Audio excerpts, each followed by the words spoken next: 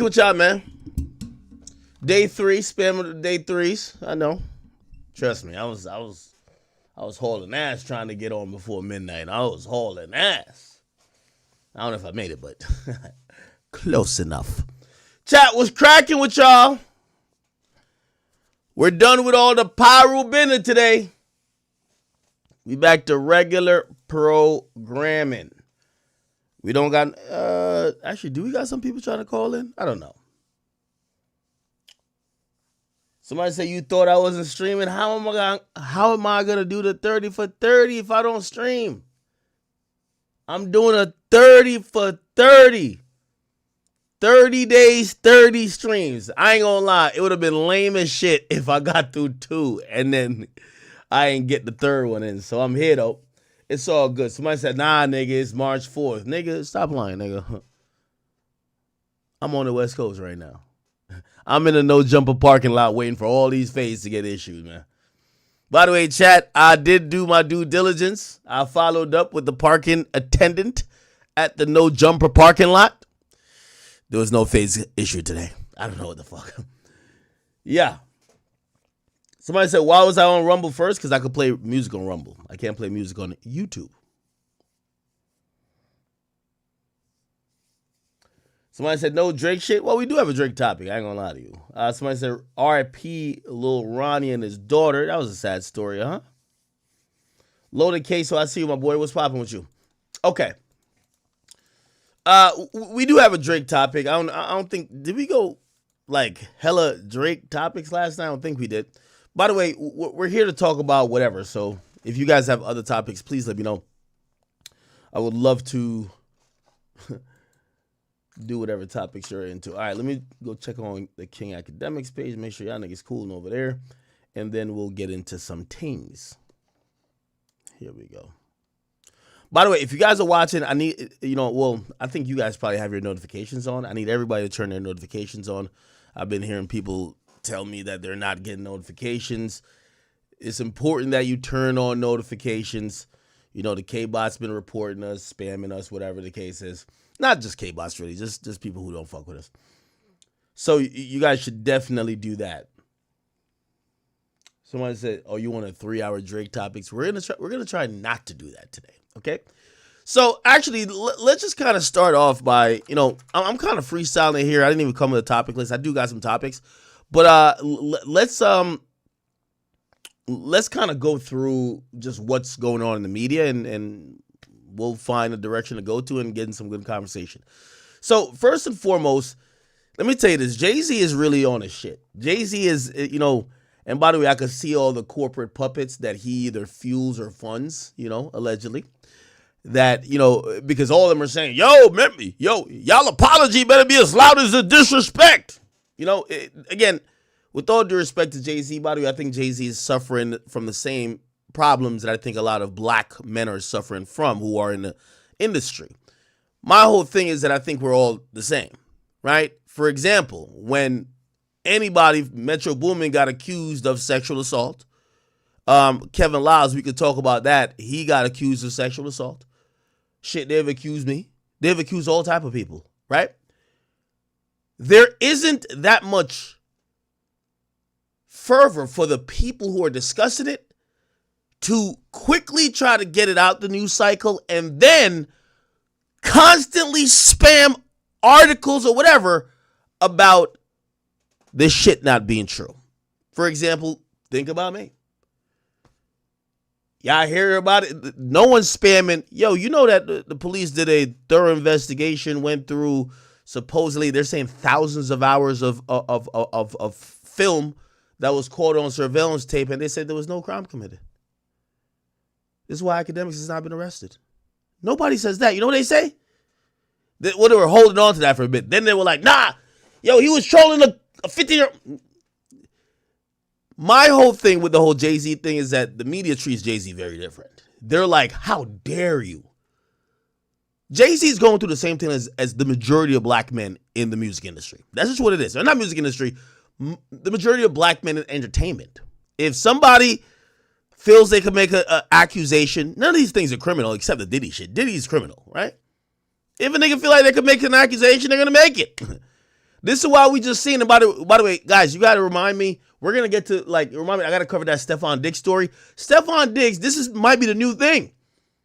When they start trying to shake you down, when they be like, "Yo, we're gonna tell the whole world that you know what I mean, you got a weird case," you got to sue immediately. So like Stephon Diggs, Shorty was about to try to shake him down for some bread. You know what he did? He just sued her, beat her to the punch. There's really no way to handle all of this, right? Also, I've said before, and I said on last stream, you know, I do think the era of where music is right now, accusations become almost kind of like internalized as facts, right? Don't matter if the case get dismissed. Don't matter if it's civil, not criminal. People throw around words that is really damaging to one's reputation. They're calling Drake a pedophile, and we've never heard of a child saying that Drake fucked him. He has no criminal cases, but people don't care because they do know. And you know, I'm watching PBD podcast today. Anybody watch PBD podcast? Well, we're gonna get into also a little bit of PBD stuff. That's Patrick Bet-David. He interviewed Andrew Tate, and Andrew Tate was kind of going off. It was a pretty good interview. And they were talking about just like, it's like Democrat politicians' tactics and how it's effective. And it's like one of them is like lying by omission, but the other is let's throw out an accusation. When someone says, yo, this guy sexually harassed somebody or sexually assaulted, people instantly wrap that person up with the veil of social media guilt, and it becomes a whole different situation, right? So getting back to the Jay-Z thing, I think Jay-Z is the only person that I believe that, I think specifically black media treats very different with that. I think a lot of people in black media, not only because they have association with Jay-Z, they might be funded by Jay-Z, I don't know, but they might be. They were offended that he was ever even accused. So we all know that the case against Jay-Z was actually dismissed. Okay? And since it's been dismissed, Jay-Z's lawyer, Alex Spiro, has gone on a warpath to hold those accountable that he felt was behind this accusation in the first place. Who would that be? It would be the alleged victim, this person, Jane Doe, and Tony Busby. So here's the thing. There's more coming out. It's, the most recent thing is that Jay-Z is suing the victim and he's suing the lawyer because, again, there's a bigger picture to it. And unfortunately, I know sometimes we talk about very simple, dumb shit here, but some of this stuff gets pretty high and it almost get like deep state-ish, if you get what I'm saying. Jay-Z was in the face of a $1 billion bid to try to go get casinos to come to New York City. He was the biggest opposition they had of that effort was the fact that New York City residents felt like casinos were going to take away from their businesses, and also people felt like it was going to interrupt their way of life. They needed a New Yorker with a good face, a good name, someone who is like them, someone who, in New York, concrete junk. You need one of those guys. Jay-Z is that. So they put Jay-Z as one of the faces of this thing. They even threw up $250 million to say, we're going to give this to local businesses who feel they might suffer from a casino coming to Times Square. Jay-Z is supposed to make the residents, because our residents were saying, if you don't know about casinos, it brings degenerate behavior. So you're going to get you're going to get prostitutes because they know people in there with money. You're going to get people selling drugs. It's like there's no, like, if you go to Las Vegas, beyond like the streets that look like it's paved with gold in these big casinos, you go 3 blocks out, you're completely in the trenches. Usually anywhere where casinos are at, it usually is desolate beyond the realms of the casino. So people are looking at like, well, if you bring that to New York City, Times Square, we don't want to attract that energy that would then bring down the community. So Jay-Z's been the face of that. What this lawsuit did was hurt his stock and hurt the bid. This is a multi-billion-dollar bid. I think we looked at it before. Some of these entities were committing tens of billions of dollars in investment to get this bid. They're only giving out like two licenses.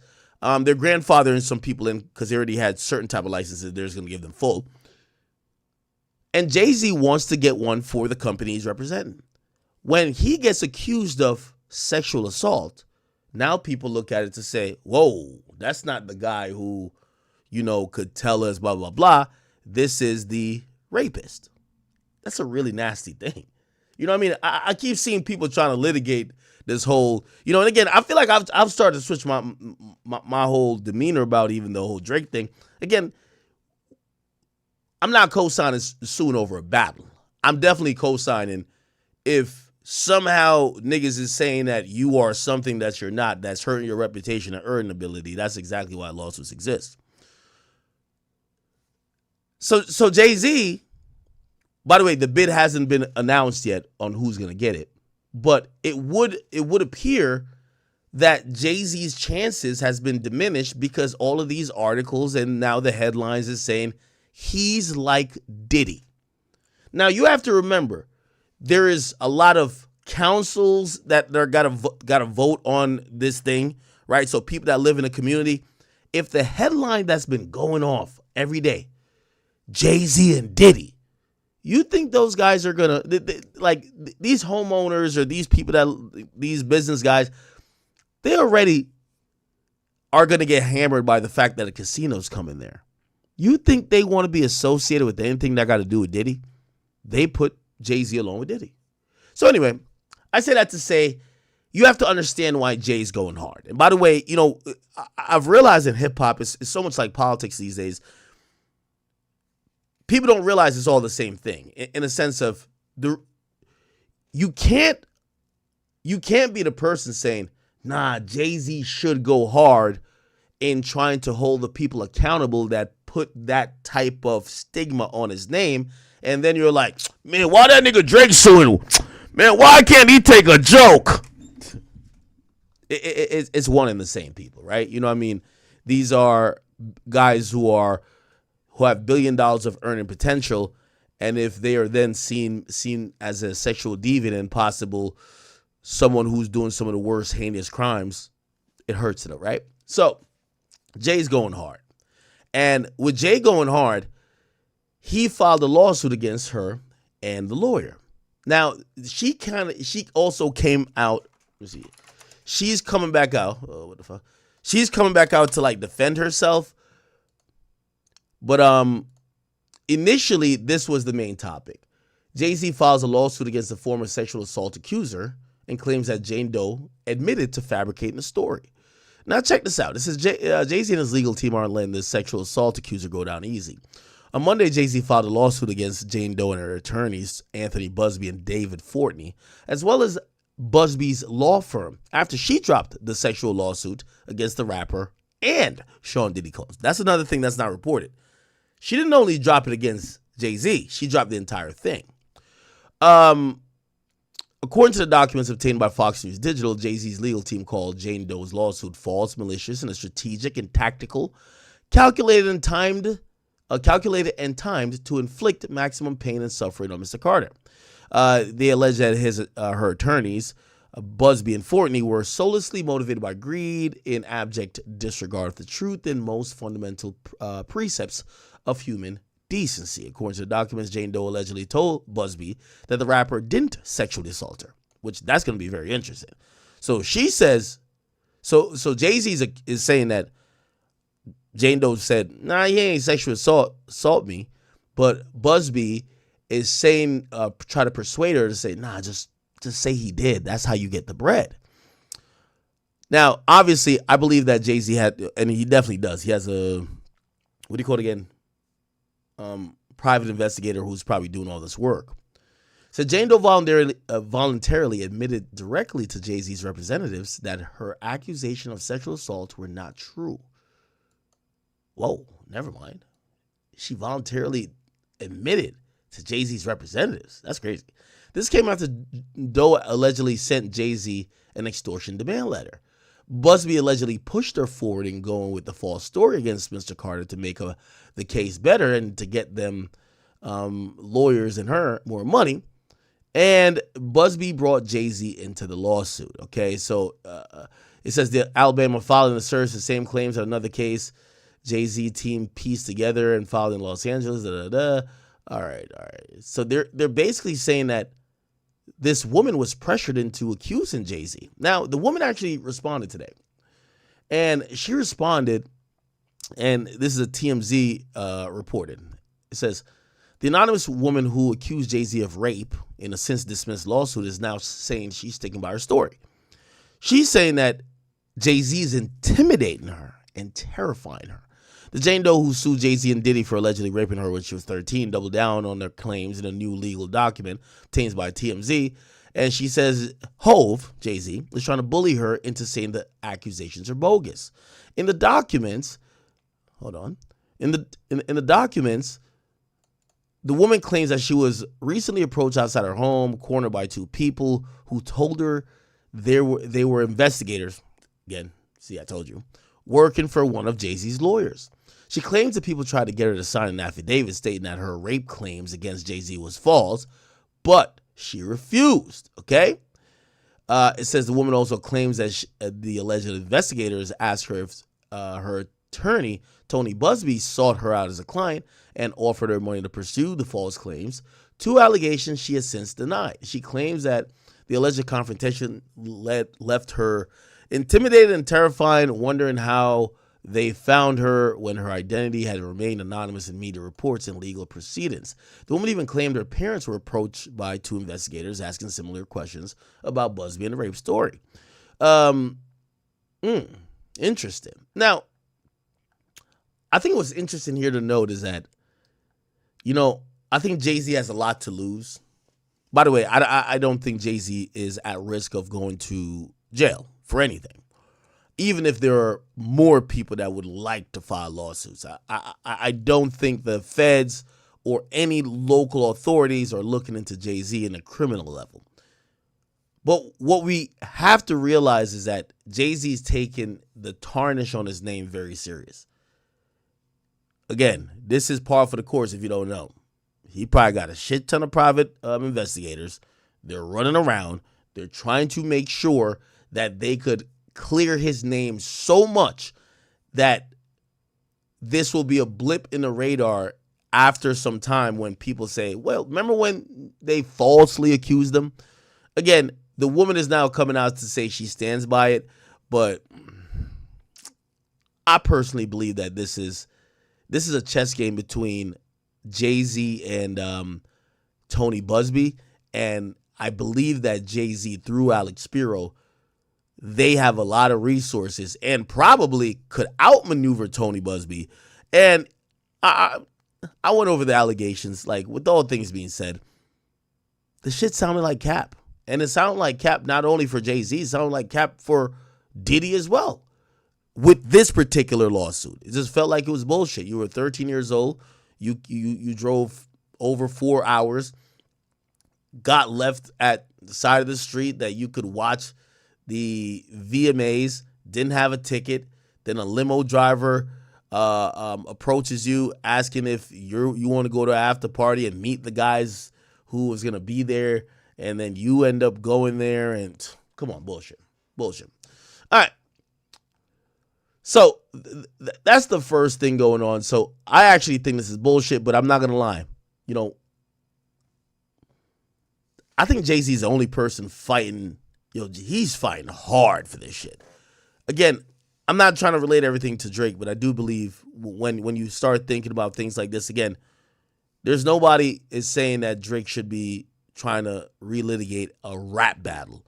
But if you have the Grammys You have the Oscars, you have the NFL that are basically, giving platforms for either music or speech or even comedy to directly reference you as a pedophile.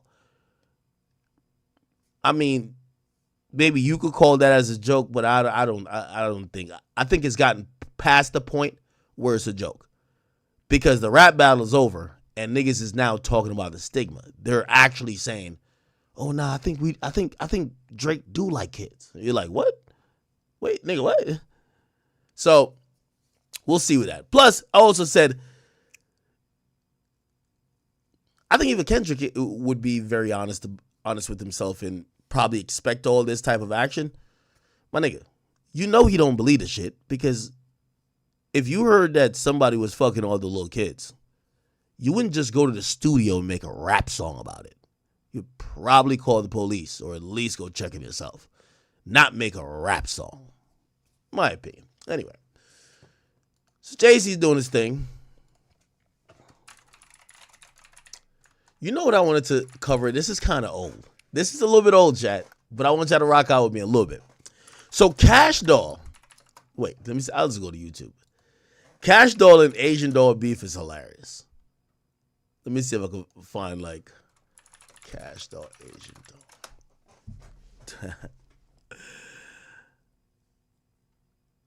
Oh, is this how it started? Wait. What's with women's rap beef? I don't know. They crazy. They crazy. And it's the women. Guys.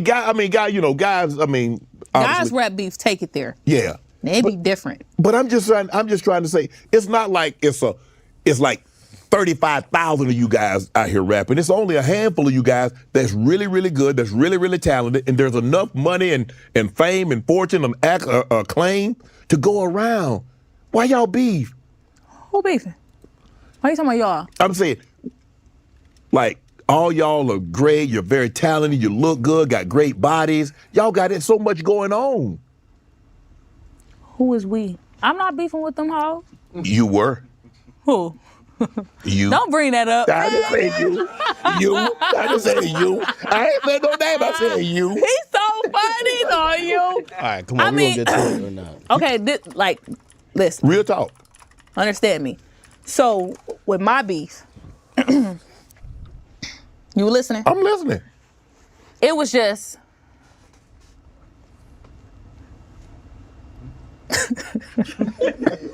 Okay, let me get here so I can hear. Okay. Well, with my beef, it wasn't really no beef. Okay. I just wanted a few girls to change their name. Okay. Oh, the doll? Yeah. Oh. Right? And then when it was a lot of backlash from it, when I felt like I needed to make a song. Okay. Because that's how we make money, and that's what we all do. So why not let's get in the field? That's how we get in the field, if that's how we gonna get in the field. Okay. Right? Make a better song then, So I just wanted everybody to change their name. That was my name. Damn. I don't know, y'all be. Now, clearly, we have Dream Doll. We have Asian Doll, now known as Queen Vaughn. But we also have Cuban Doll, now known as Cuban the Savage. Let's go back a minute. But see, that's a long time ago. But you say I like the way you frame it, like misunderstanding. It was a misunderstanding because it was a very long, first off, it was back in 2018 or something where I made the song.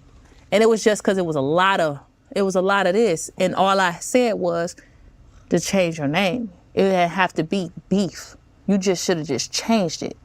Because damn, look. It ain't that simple. It's my brand. Okay. So just picture all this time. I've been doing this all this time, right? And then just a group of girls just come out, and now it's just all these dolls. It's not a lot of Minaj. It's the only thing you hear a lot in the female rap is doll. Yeah. I didn't come out Cash Minaj. I didn't come out Cardi C. I didn't come out Old Miami. I didn't come out Cash the Stallion. Because that's their name. Right. Right? So you want to be the only doll, I should have. I am. Oh, Wait. They got beef over somebody naming themselves the doll? there's a rapper that was. Oh. Is there Asian? There Asian doll? Asian doll? Okay. Oh, my bad. Go to the next question. I'm just. Damn, I'm sorry. Go to the, yep, you doing it. Asian doll, dream doll, Cuban doll.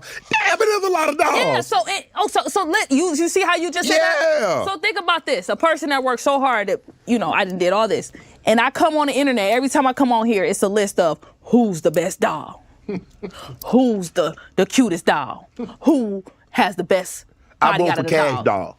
Cash Doll get my vote. That's my people right there. Yeah. Give me another Y'all one. ain't messing with Cash. Y'all can.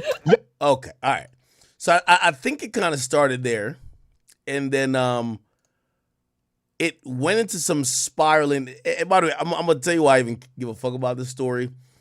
Because Asian doll, she might as well change her name. I mean, it's Queen Vaughn right now.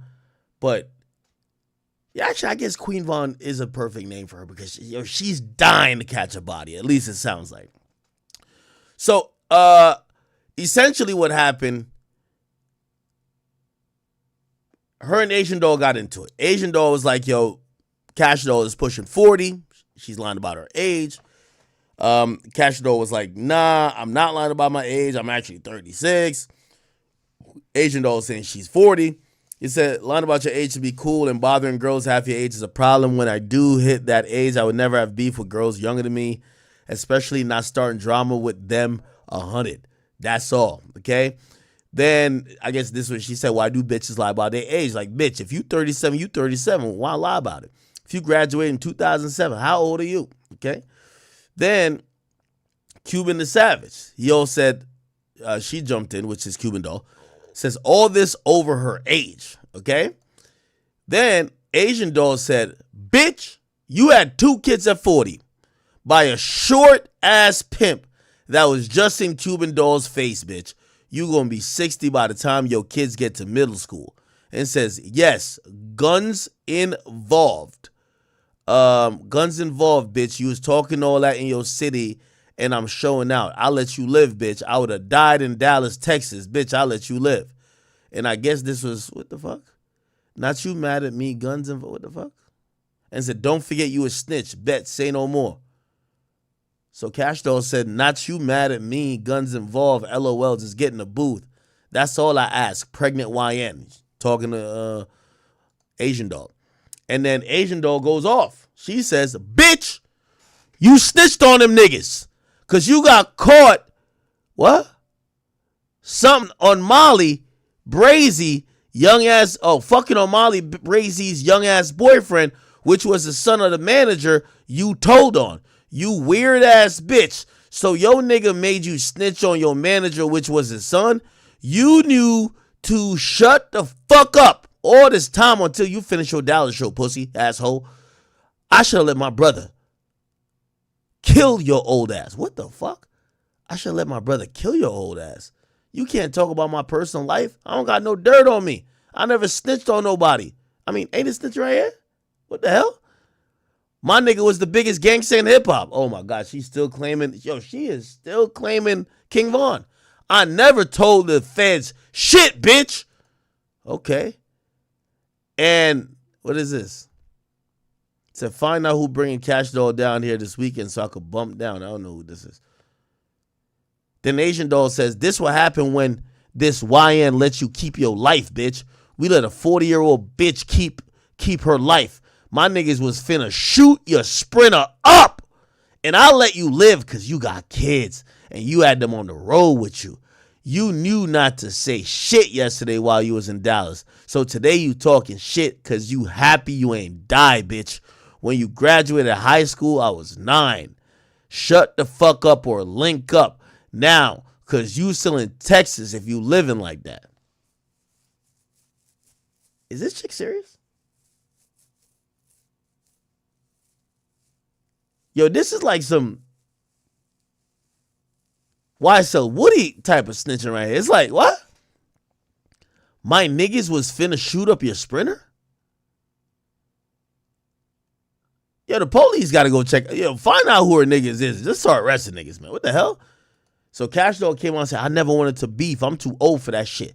But if I'm going to do it, it needs to make sense, literally. So I taught my shit on tour or on the track, something you have yet to do. Says, made my whole interview about you, and then you turn around and go and dig up all this old non-factual dirt.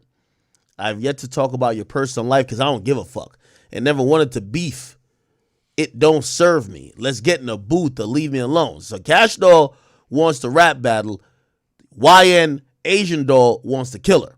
He said, okay, so I said what I said on Twitter and you're and in your hometown. I let some I can't see it. I let some chicks from my hometown that's your age come in your city and perform their diss record. They want the beef. I don't. Leave me alone, YN. This is over. Go. Then Cash Doll then says, or continues to say, every day I get online, this YN got my name in her mouth. I don't want to argue on Twitter. Let's get in the booth. We get it. I'm old, ugly, and whatever you say, but you never got in the booth. I dropped here. I go in 2019. No response. You're pregnant. Stop talking about me because baby girl gon' look like me. Anytime I'm like reading some female beef, like mid-sentence, I'm always like, why am I even reading this shit? Yo, I ain't gonna lie to you, man. Respectfully. Yo, Asian Doll, man, you gotta stop the fuckery, man. You know, you like the John Moran of rap, man. Like, you like the King Harris of rap, respectfully. When you gonna stop fucking around and catch a Rico? Like, bro, I hate these rappers, man. Catch a case. Catch a body. Yo, I hate when a chick or anybody just online told me about to kill somebody. Nigga, do it. Like, come on. Yo, do your big one, man. Yo, do a K-Flock. Yo, do a Tay-K. How long are we going to let Asian Doll keep living off the bodies that King Von done got? Nigga, King Von killed them 7 people before he started fucking you. You can't jack them 7 bodies. When are you going to catch it? Yo, I'm tired of Asian Doll. We see her with a ski mask one day. We see her like acting like she about to go kill a nigga the next day. When is she gonna kill somebody finally? Yo, chat, y'all know me. I'll encourage these motherfuckers to crash out because there's no point that we keep seeing shit. Chat, you ain't hear me on the call yesterday? We whacking them niggas. Yo, when y'all gonna fight? 9 o'clock. Let's go. 9 o'clock. 9 o'clock. No jumper parking lot. Let's get the crash out going. What's up? Yo, Asian Doll been acting like she finna smoke somebody for dumb long, but we ain't see one fight, one shooting, no Rico, no gun case. Bruv, what are we doing, man? That's my only problem. I didn't even know she was pregnant. Asian Doll pregnant? Who the father? Asian Doll. Is she?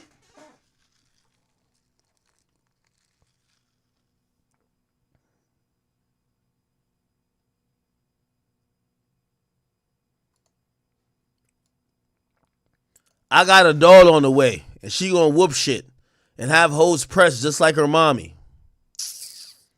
Nigga, we ain't trying to hear that, man. What the bumbuckler? What the fuck? Yeah, these chicks just...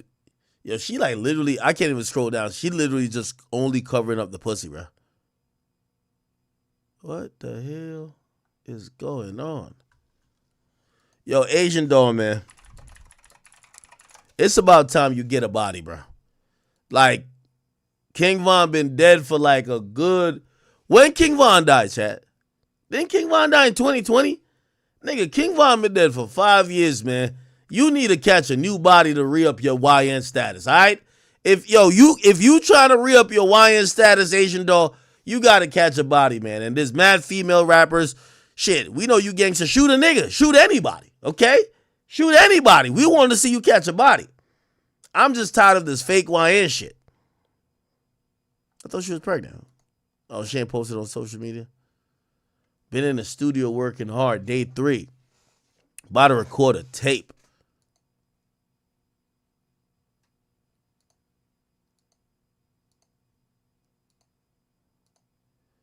Yo, is this chick serious? She's still putting up pictures of King Von?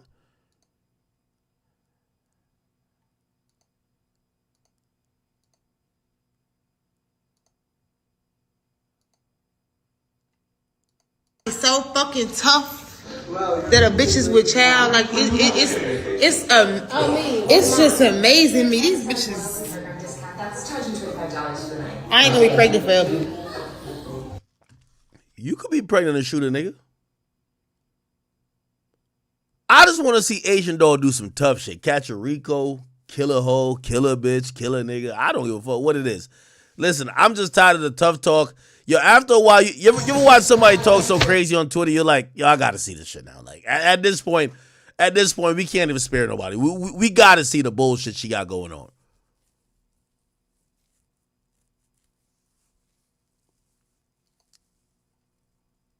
Did y'all see this? I knew she was cooked when she posted up in a shiesty and she was like, wait, what the fuck? Damn. Nigga, why she look like that? This the biggest motherfucking guy. Asian Doll responds to former QC artist Lakia after she came out at Cash Doll's show and called her the only doll, despite asking Asian Doll for a feature.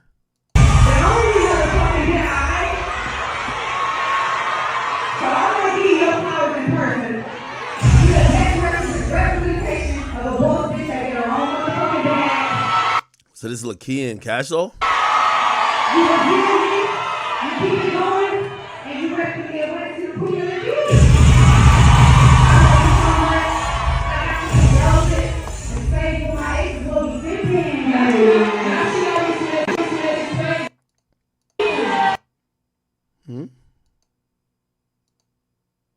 Bitches see me at the baddies auditions and was choked the fuck out. And now, when I see that bitch, I'm smacking the fuck out of her.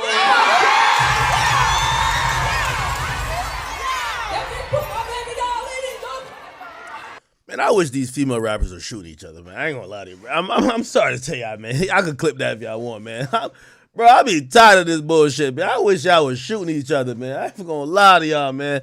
Man, I'm tired of this fuck shit, man. Y'all beefing over word, man. I wish y'all would just start, like, come on, bro. Man, I'm sick of this shit, man. Only female rappers is just like, they just be yo, when I see female beef, man, that shit don't even sound like beef to me, man. Man, I wish y'all would start clapping each other, start doing something, man. There don't be no threat of violence. Y'all just be talking shit, man. This ain't no baddies reunion, man. Like, shoot somebody in their ass implants, man. Like, deflate one of these BBLs, man. That's what I want to see, man. This is what I'm saying. One of these bitches playing with you, man, shoot that hole in her goddamn BBL, man. Let that bitch go. Send her back to Dr. Miami. That's what I want to see. Real talk. Enough is enough. I'm tired of, hey, let me say, listen, y'all can clip it all y'all want. I don't give a fuck. At this point, who cares? I'm just tired of people talking crazy and nothing happening, man. I'm the biggest fan for that. All right, this topic week, man. I can't even talk about this no more. Yo, Cash Doll, we love you. Asian Doll, catch a body, bro. Like, literally. Like, stop living off of, I want to see Asian Doll clap a nigga. You feel what I'm saying? Like, I want her to be a living example. Like, damn, I thought she was fucking around. She really serious. She did clap for somebody. I want that to happen. I ain't even gonna lie. All right, man. What is this? Yeah, it's a bullshit ass beef. All right, that was weak. Let's talk about Drake, bro. I seen a little K-Boss trying to be like, yo, Jamaican Tether Academics has been saying that Drake fans should shoot Kendrick. No, I said Kendrick done call Drake a pedophile, and if Drake saw that nigga and popped him in the head, I wouldn't have a problem with it because, like, listen, niggas will crash out over their reputation. Not saying it should happen. I'm just trying to say there's at certain points, like, I know some of y'all, with all due respect, we do love Nipsey Hussle, this and third. But in gang culture, the street type of shit, when you call nigga a snitch, he might shoot you and kill you. That's how it goes. Like, I'm sorry. That's reality. That's reality. So if we start thinking like that is what really happens is if a nigga done called you a pedophile or a nigga done called you a rapist or a nigga done said some crazy shit about you and you see him, might go left. Who gives a fuck, right? Shit. Now, of course, it's not gonna happen. Like, come on, bro. Ain't nobody gonna crash out like that. But it's just about the seriousness of certain type of things. Anyway, Drizzy is filing. Wait, what do you do? Let me actually. We got some conflicting reports about Drake now. Hey, this is kind of crazy, right? So, Nancy Dillon, who people should know works for Rolling Stones, she reported that Drake dropped iHeartMedia from his petition in Bexar County, and he's only going after UMG, right? Now, according to her, right, because it said Drake has reached a private settlement, this was the Rolling Stone article, with iHeartMedia after he sued the radio company amid his ongoing claims that his record label, Universal Music Group, made some covert payments to promote airplay of Kendrick Lamar's Not Like Us. Nancy Dillon added some further context because she says she had a source at iHeartMedia saying in exchange for documents that showed iHeart did nothing wrong, Drake agreed to drop his petition. No payments were made by either one of us. Now, that came out, and obviously fan groups are taking it one way or the other, blah, blah, blah.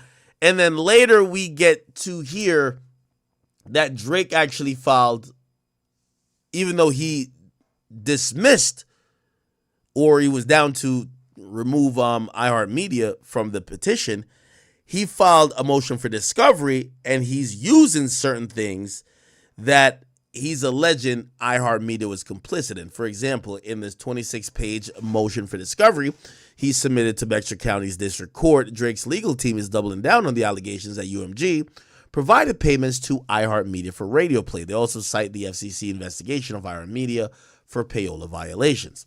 Now, I know we're in this whole clusterfuck of fans want to be like, yo, look, Drake's desperate, and oh, look, no, this is real. Like, it means that Drake got everything like figured out and they're going to pay him billions of dollars. Let me give you the actual understanding of what this is. Number one,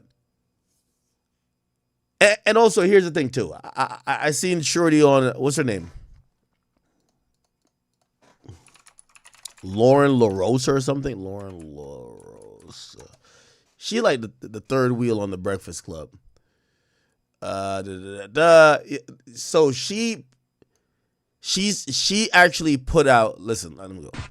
Okay, so y'all remember the whole legal back and forth that Drake had happening in Texas with like iHeart, and he was alleging that Universal Music Group was paying money to iHeart radio stations over Not Like Us and boosting the streams. So there have been reports that there was an alleged settlement, but that is not what happened. What happened? Well, we know nobody cares about the truth and the lies more entertaining, but I need DJ Academics and all the Drake fan pages to gather around. Hold up. I know I was mentioning. What the fuck? To get the truth regardless. Get okay? the facts. It's simple. What Drake filed against iHeart wasn't a lawsuit. What he filed was a petition. Yes. And it was a petition to try to make iHeart give a deposition. So Drake wasn't asking for money. He was asking for information. Right. So iHeart could not have made a payment. iHeart could. Now, Mr. Charlotte, since you called for the king, you have gotten the king. I'm very aware this is a petition. Also, before you report on this, we also have to remind everyone that Charlemagne works for the Breakfast Club, which is owned solely by iHeartMedia. You get what I'm saying? It's like basically saying Academics TV on Twitter tweeted out some shit about me, and it's like, well, who owns it? Me. You get what I'm saying? Hey, the point is, we also have to consider this source, but I will give the actual understanding of what this is. And let me just keep going, but I'm only responding since, when you call for the king do step up. Make iHeart give a deposition. So Drake wasn't asking for money. He was asking for information. Right. So iHeart could not have made a payment. iHeart could negotiate to give Drake documents or something else showing they didn't do anything wrong. And once Drake received those documents and saw that there was nothing there, he could agree to drop his petition.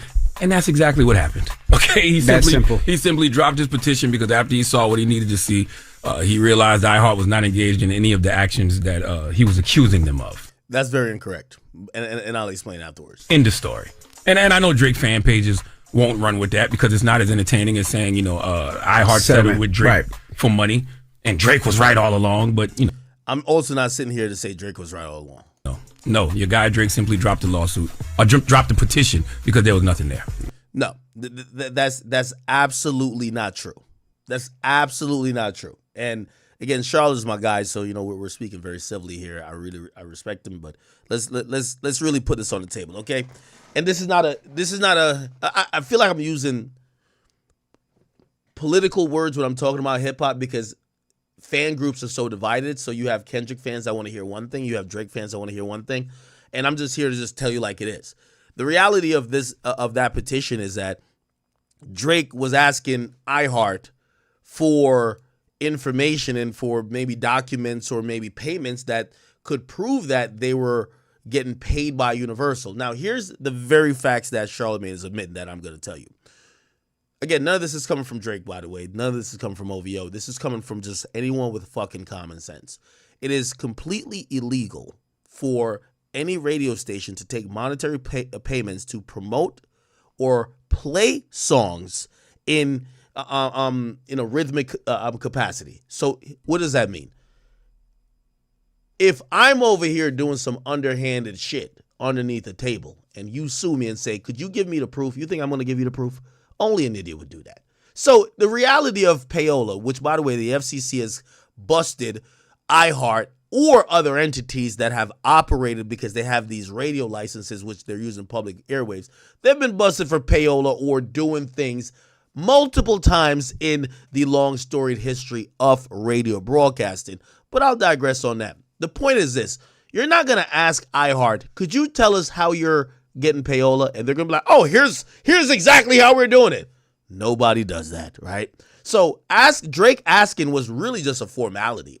Really was just trying to get them to do a deposition. They were never going to give Drake documents and say, hey, we did get mad money, and of course we use that as incentive to play Not. They were never going to do that.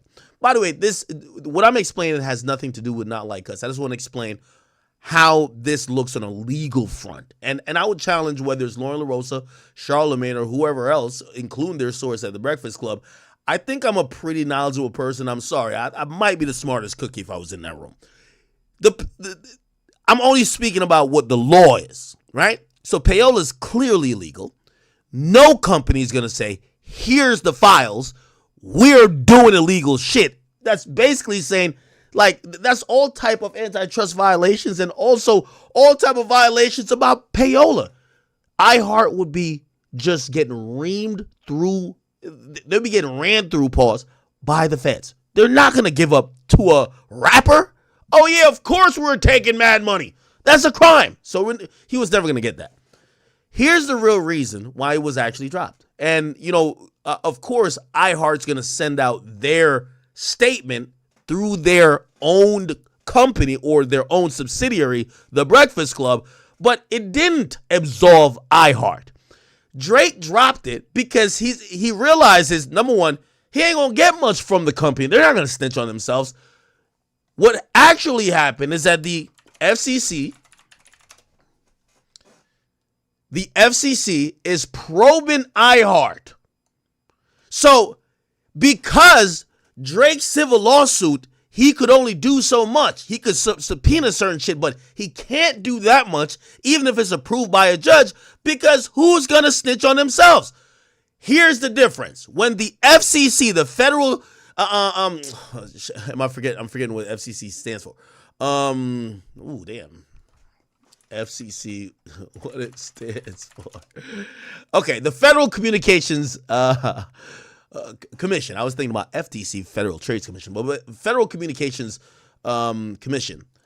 They have the legal authority to do an invasive research and also investigation about iHeart because they're the people who actually govern and they monitor that radio license or the license to operate on government airwaves, that's exactly what they broadcast the signals of iHeart, whether it's Power 105 or they have hundreds of stations throughout the country. So they could actually really look behind the fucking scenes to see what's going on. Drake was never going to get people to volunteer snitch on themselves. So Drake was saying, hey, could you volunteer snitch on yourself? Of course, iHeart's going to be like, what? Okay, let's think about it. They're not going to snitch on themselves. When Drake realized iHeart is getting probed by the FCC, he's like, never mind, I don't need y'all to snitch on yourself. They're about to give me exactly what I need. That's the point. So when Charlamagne says this, it's very important to, and I wonder why this part of reporting was left out. But I know why it's left out. It's left out because the Breakfast Club is owned by iHeartMedia that's getting probed by the FCC. If we're going to tell the story, again, there's something called lying by omission. And I ain't going to lie, I'm sounding like Andrew Tate because I watched this whole interview today. Tell the whole story, right? The whole story is, by the way, I'm not here trying to act like Drake got some big case. I'm not here trying to act like Drake about to get millions of dollars or get money at all. But we got to be factual in what we're saying. The facts of the matter is this. Drake, after trying to get documents from iHeart, it's not that iHeart didn't do nothing wrong, because iHeart and other companies have been investigated for payola, which is a crime before, right? So if they were all that innocent, why do the feds keep looking into them? Drake dropped his probe or dropped the request to get some information after he realized the feds is on their ass. So the feds gonna come with it anyway. You get what I'm saying? That's the point I guarantee was left out of everything. The iHeart-owned Breakfast Club is not gonna willingly volunteer that they're getting probed by the feds. Fuck what Drake got going on. What about the feds looking into y'all? If y'all ain't doing nothing wrong, why the feds looking into y'all? Could we say this again? If y'all not doing nothing wrong and y'all told Drake, kick rocks, we ain't do shit wrong, or Drake looked at him and be like, oh, they ain't do nothing wrong. Is the feds gonna say the same thing? Here's the thing, Charlamagne wouldn't speak for the entire company, nor would anybody else, Laura LaRosa or any other representative, because the feds is gonna do a really expansive look. If niggas is over there, whether it be a radio DJ or programmer, it could be any type of mixed DJ, it could be the radio programmer, which is the person who usually, or the music program. For any stations, it could be one, it could be a whole region. They'll figure out, are y'all niggas taking millions of dollars, maybe or tens of thousands of dollars to play music at a inordinary pace, which would give promotion and an unfair advantage to a record company or an artist. Not saying this has nothing to do with Not Like Us, but the point of the matter is this. If y'all gonna tell the story, you heard what Usher said. If I'm gonna tell it, then I gotta tell it all. That's a fact. Tell it all. The Drake dropped his lawsuit. Drake removed y'all from the petition. You're right. No lawsuits. Petition because the FCC looking into y'all. It's like saying, yo, Diddy's doing this, Diddy's doing this. Then the feds start investigating Diddy. Be like, yeah, all right, cool. Let them do the job. That's the point. That's what's happening right here. So again, I don't think any of these people, and again, you know, I do want to say I have a relationship with Charlamagne. I'm not accusing Charlamagne because he's an employee of iHeart. I don't think he's not a radio programmer. He don't play music anyway, so this got nothing to do with him. But to sit there and say that this was proof that iHeart didn't do nothing wrong. Drake is accusing iHeart of payola. The FCC has launched a probe into iHeart for payola. If I'm just some lunatic and I say you killed somebody, right? Oh, yo, I think you killed somebody. And say you claim you got this evidence that you showed me that you ain't killed nobody. Why the fuck would the feds go investigate you for killing somebody? Unless maybe there's something there, or maybe there's something that don't look too good. Not saying that nobody at iHeart did nothing crazy, but the feds is looking into y'all. The feds is looking. That's the problem, okay? So, by the way, let's read this article while we're here. The Federal Communications Commission has warned radio station owners that it's cracking down on what it describes as payola practices. In a letter sent Monday to iHeartMedia CEO Robert Pittman, by the way, you won't hear that be mentioned on the Breakfast Club. You won't hear that from Laura LaRosa. And I guarantee you I guarantee you the sources that Charlemagne would be quoting won't be this. And by the way, this is one of the websites I know he likes because I love this website too, Variety. So you know it's official.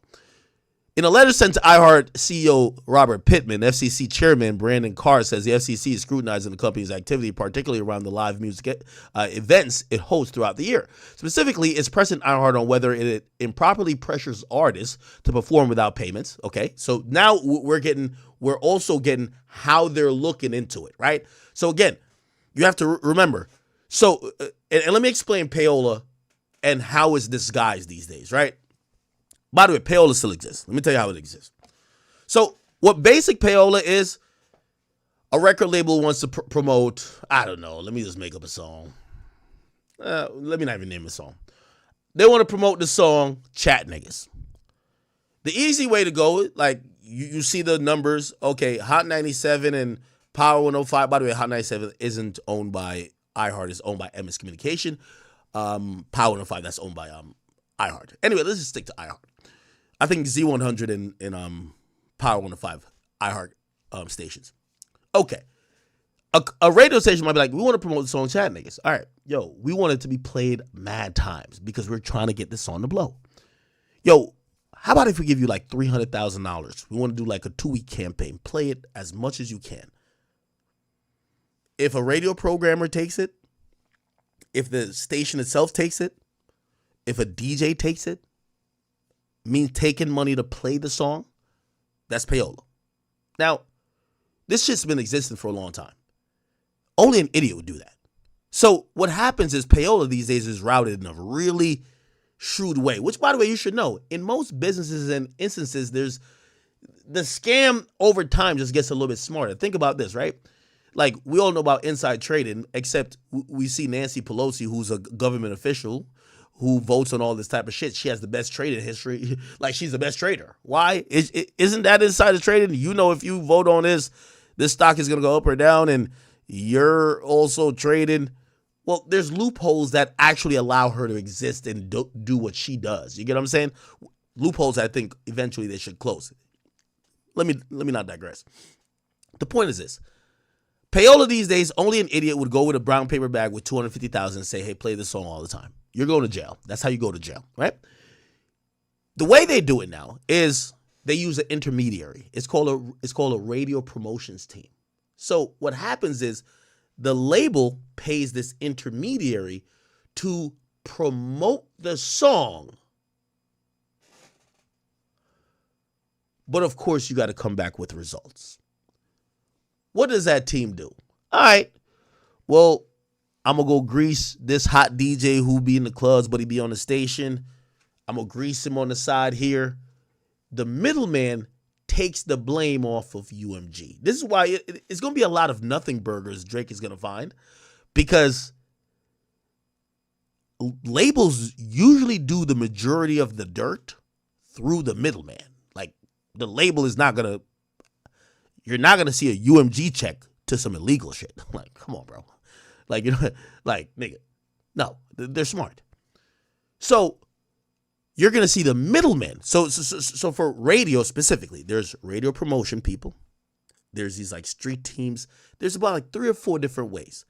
Those people then will engage the radio stations, the radio programmers, this and third. I'll give you another way how they do it. Hey, listen, yo, we have a song we want you to play all the time. Well, if we pay you to play the song, that's illegal. Well, how can we work around that?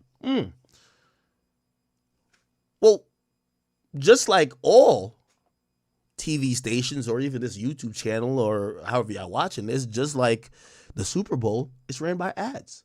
So they might play 4 or 5 songs, then they run some ads. Well, if we can't pay for the song to be played, how about if we just pay for you to advertise our tour? That's not illegal. All right, we're going to spend $100,000 on you advertising our tour. It's a wink-wink operation. You take that money. You're incentivized to play my song, though. That's the point. So it's payola, but it's not technically payola. So when the feds come knocking, hey, this label or this radio promotions company paid this amount, blah, blah, blah, and you play the song spins increase. Oh no, the money was really for, they were promoting their tour. It wasn't for the bingo. We're just selling the ad. Bingo. So again, that's another reason why Drake wasn't going to find nothing with iHeart. Like, iHeart is a huge company. It's one of the biggest radio companies. You're not going to find it. The FCC, they know all these tactics. They're going to go be able to go do the digging to actually find if there is some type of, payola going on. So going back to what was said here, it says iHeart is improperly pressuring artists to perform without payments at events. So you know how that's payola? Hey, instead of you paying us to play your record, which is payola, perform at our events for free and we'll play it more. You see? That's the point. So it will be particularly concerning to me on the heels of the FCC enforcement advisory. iHeart is proceeding in a manner that doesn't comply with federal payola requirements. Indeed, I want to know whether iHeart is effectively and secretly forcing musicians to choose between 1, receiving their usual ordinary full-scale compensation for performing, or 2, receiving less favorable, or 2, receiving less favorable airplay on iHeart radio stations. Okay?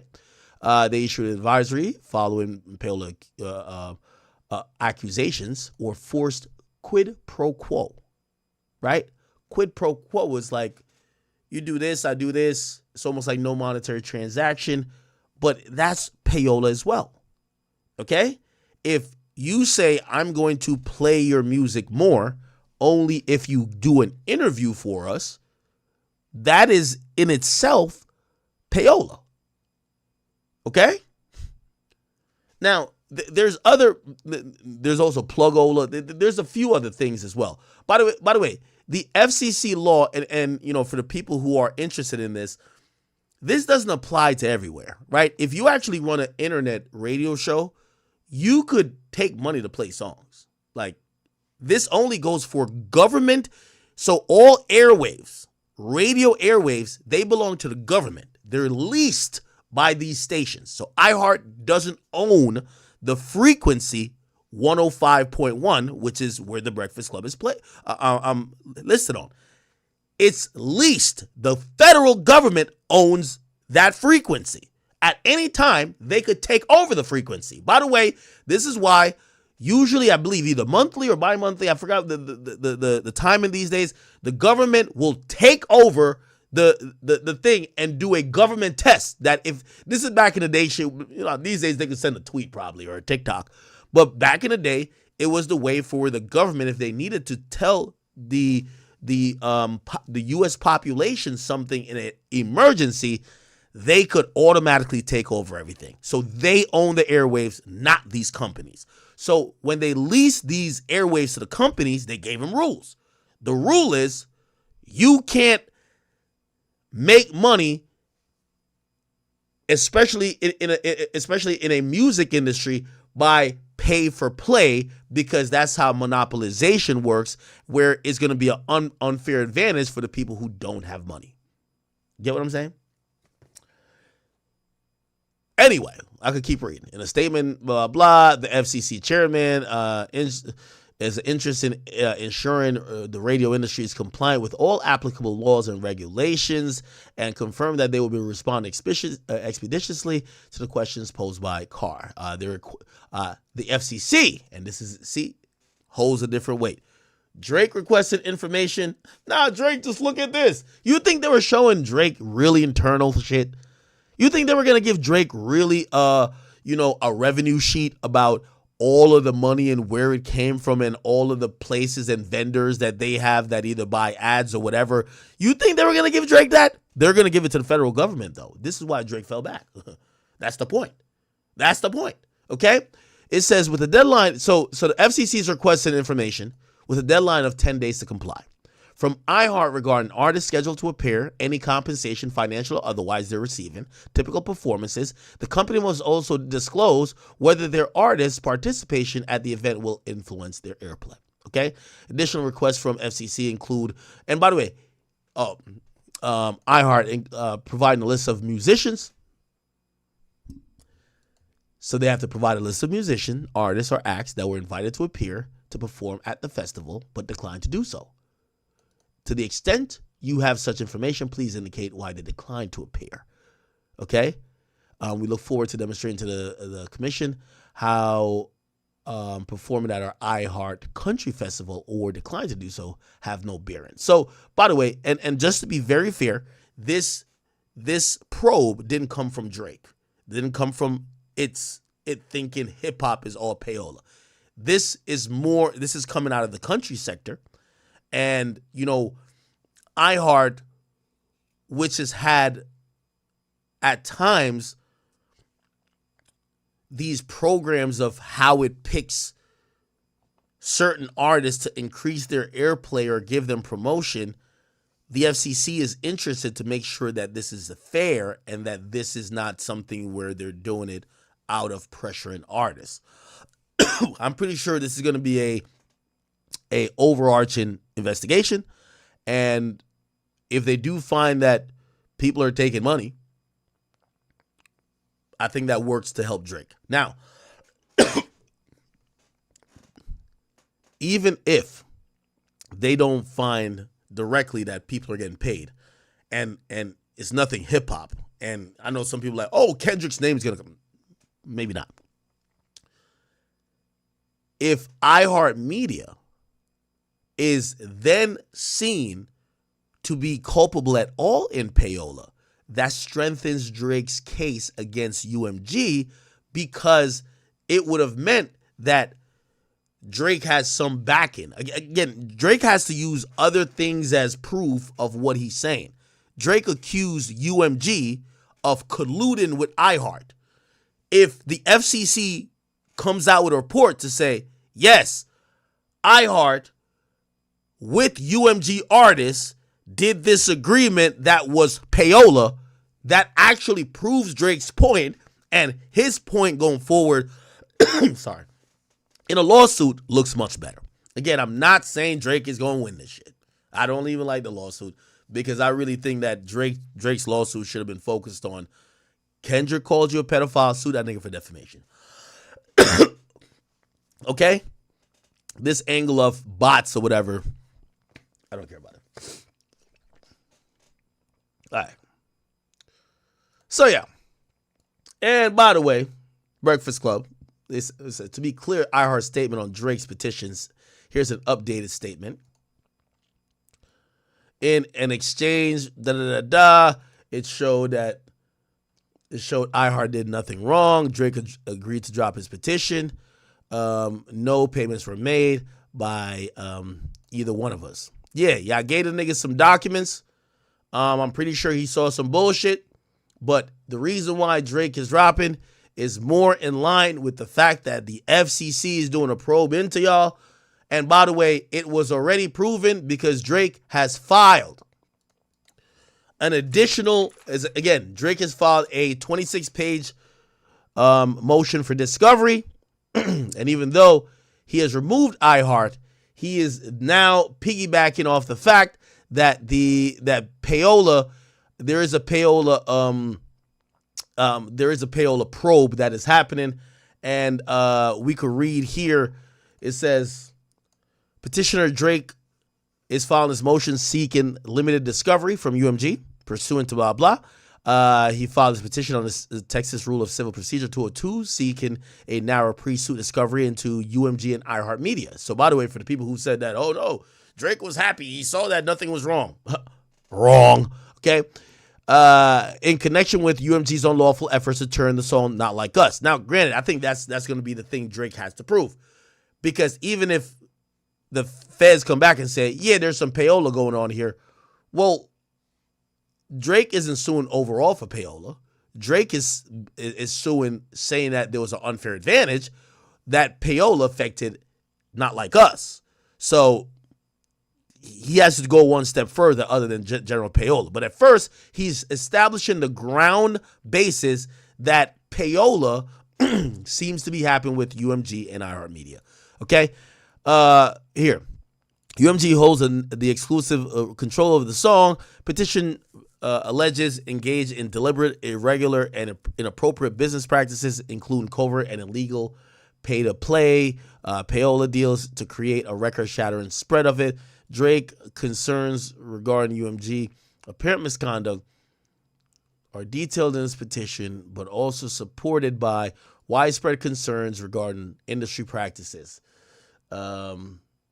Including in Texas, recently on February 6th, the Federal Communications Commissions issued an enforcement advisory regarding the covert manipulation of radio airplay in violation of FCC payola rules. Just last week, February 24th, 2025, FCC made clear that the regulatory interest touches on conduct in the district. Indeed, the FCC made public a request it sent to iHeartMedia regarding compliance with payola rules in connection with the upcoming events in Texas. Along these lines, Drake petition sought pre-suit discovery because he believes that UMG improper promotional conduct vis-a-vis anyway, the Not Like Us song may give rise to the claim of civil fraud, racketeering, and other causes of action against UMG and its many, as of yet, unidentified co-conspirators. Determined to resist discovery, okay, here we go, however limited, into his secret promotional tactics at all costs, on January 23rd, UMG filed a motion to dismiss Drake's petition, right? Arguing that Drake's petition is foreclosed by the TCPA because of inter alia. The petition is allegedly related to UMG's core free speech protected by the First Amendment. Okay, so basically, and there's some footnotes here that basically show that Drake is piggybacking his lawsuit, or not lawsuit, his petition, off of the fact that the feds have inquired about the practices that seemingly might be violating payola laws. And again, this is why he dismissed iHeartMedia, because the feds looking into them. Makes sense. So again, if we're gonna tell the story, we gotta tell it all. Okay, gotta tell it all. All right, I think that's about it. My voice going? Sorry, Chad. Let me go back in. Let me just listen to this bullshit again. Okay, so y'all remember the whole legal back and forth that Drake had happening in Texas with like iHeart, and he was alleging that Universal Music Group was paying money to iHeart radio stations over Not Like Us and boosting the streams. So there have been reports that there was an alleged settlement, but that is not what happened. What happened? Well, we know nobody cares about the truth and the lies more entertaining, but I need DJ Academics and all the Drake fan pages to gather around to get the truth regardless. Get okay, the facts. It's simple. What Drake filed against iHeart wasn't a lawsuit. What he filed was a petition. Yes. And it was a petition to try to make iHeart give a deposition. So Drake wasn't asking for money. He was asking for information. Right. So iHeart could not have made a payment. iHeart could negotiate to give Drake documents or something else showing they didn't do anything wrong. And once Drake received those documents and saw that there was nothing there, he could agree to drop his petition. And that's exactly what happened. Okay, he simply dropped his petition because after he saw what he needed to see, he realized iHeart was not engaged in any of the actions that. Again, wrong. All right. All good. All good. Let me see what else is cracking on out here. Chat, y'all could definitely spam up some topics. Trump paused military aid after that fuck nigga Zelensky started acting up in the Oval Office. I respect it. Again, this ain't a Trump and Zelensky thing. This is a you Ukrainian niggas gonna learn to say thank you. That's it. I'm sorry. I don't give two fucks. All right. Yeah, everybody's reporting this Jay-Z thing saying, yo, Jay's on their ass now. Okay. Oh, Anthony Busby is, I don't even want to read that. Okay, what else?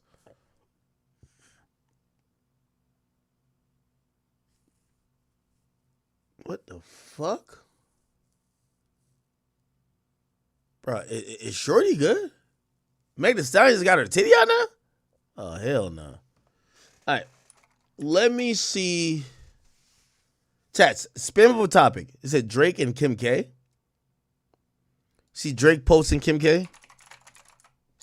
All right. I mean, we could touch on it real quick. When did he post her?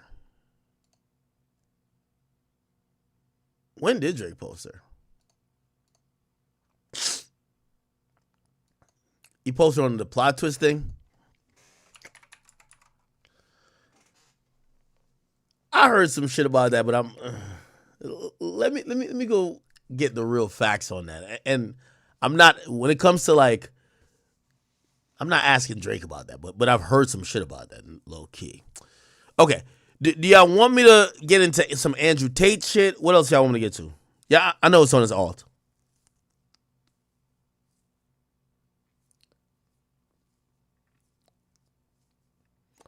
A Cardi update? Bruh, if I'm going to be honest with you,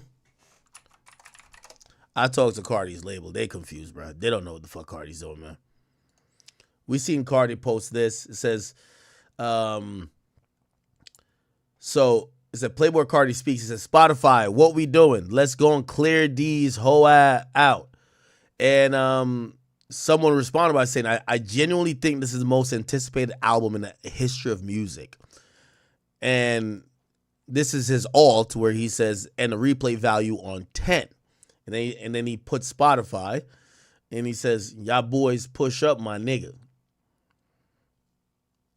I do think Playboi Carti's album is the most anticipated album in hip hop currently. I don't think it's the most anticipated album in history. There's been much more albums anticipated more than that. I think Drake Views was more anticipated. I think Carter 5 was more anticipated. There's a bunch of albums that's been more anticipated. Where I give Cardi credit is that I think Cardi, without dropping much music, has increased his stock by only focusing in on anticipation. He's like edging his fans. Pause. Like his fans are edging. Like they're like, yo, it's about to come. It's about to come. All right, no, not yet. Oh, it's about to come. Yeah, exactly. So, I'm going to be honest with you. I do think he has such a dominant hold over not only his fans, but culture. Even if he dropped like a trash album, I think people are going to like it. In time. I think what's going to happen, so this is the anticipation arc, right? When you wait too long, and this is why I think we never got like a detox or whatever the case is. When you wait too long, people reject the album at first. They're upset they waited that long. They're like, we didn't get this song. No, we thought it was going to be something else. Like, it's hard to live up to their expectations when you really have delayed it that much. The good thing about Cardi is that Cardi will get slammed. And this will probably happen. Mark my words. Y'all could clip this. Cardi's probably going to get slammed by not his fans, but other people who are going to click to say, all right, let me see what this Cardi hype about.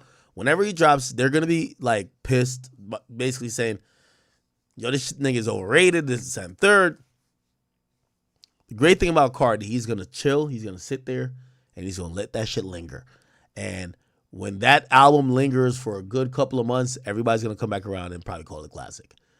And again, I'm saying this without hearing the music, but I'm just going off of what I believe genuinely most people's reaction is, especially when they're anticipating a project and they haven't gotten it, and someone has built up the Cardi-like aura. I'm not saying no one has ever done it to his level, but shit.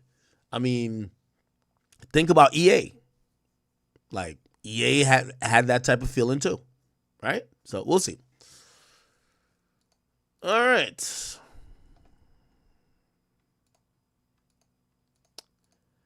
Now, did y'all watch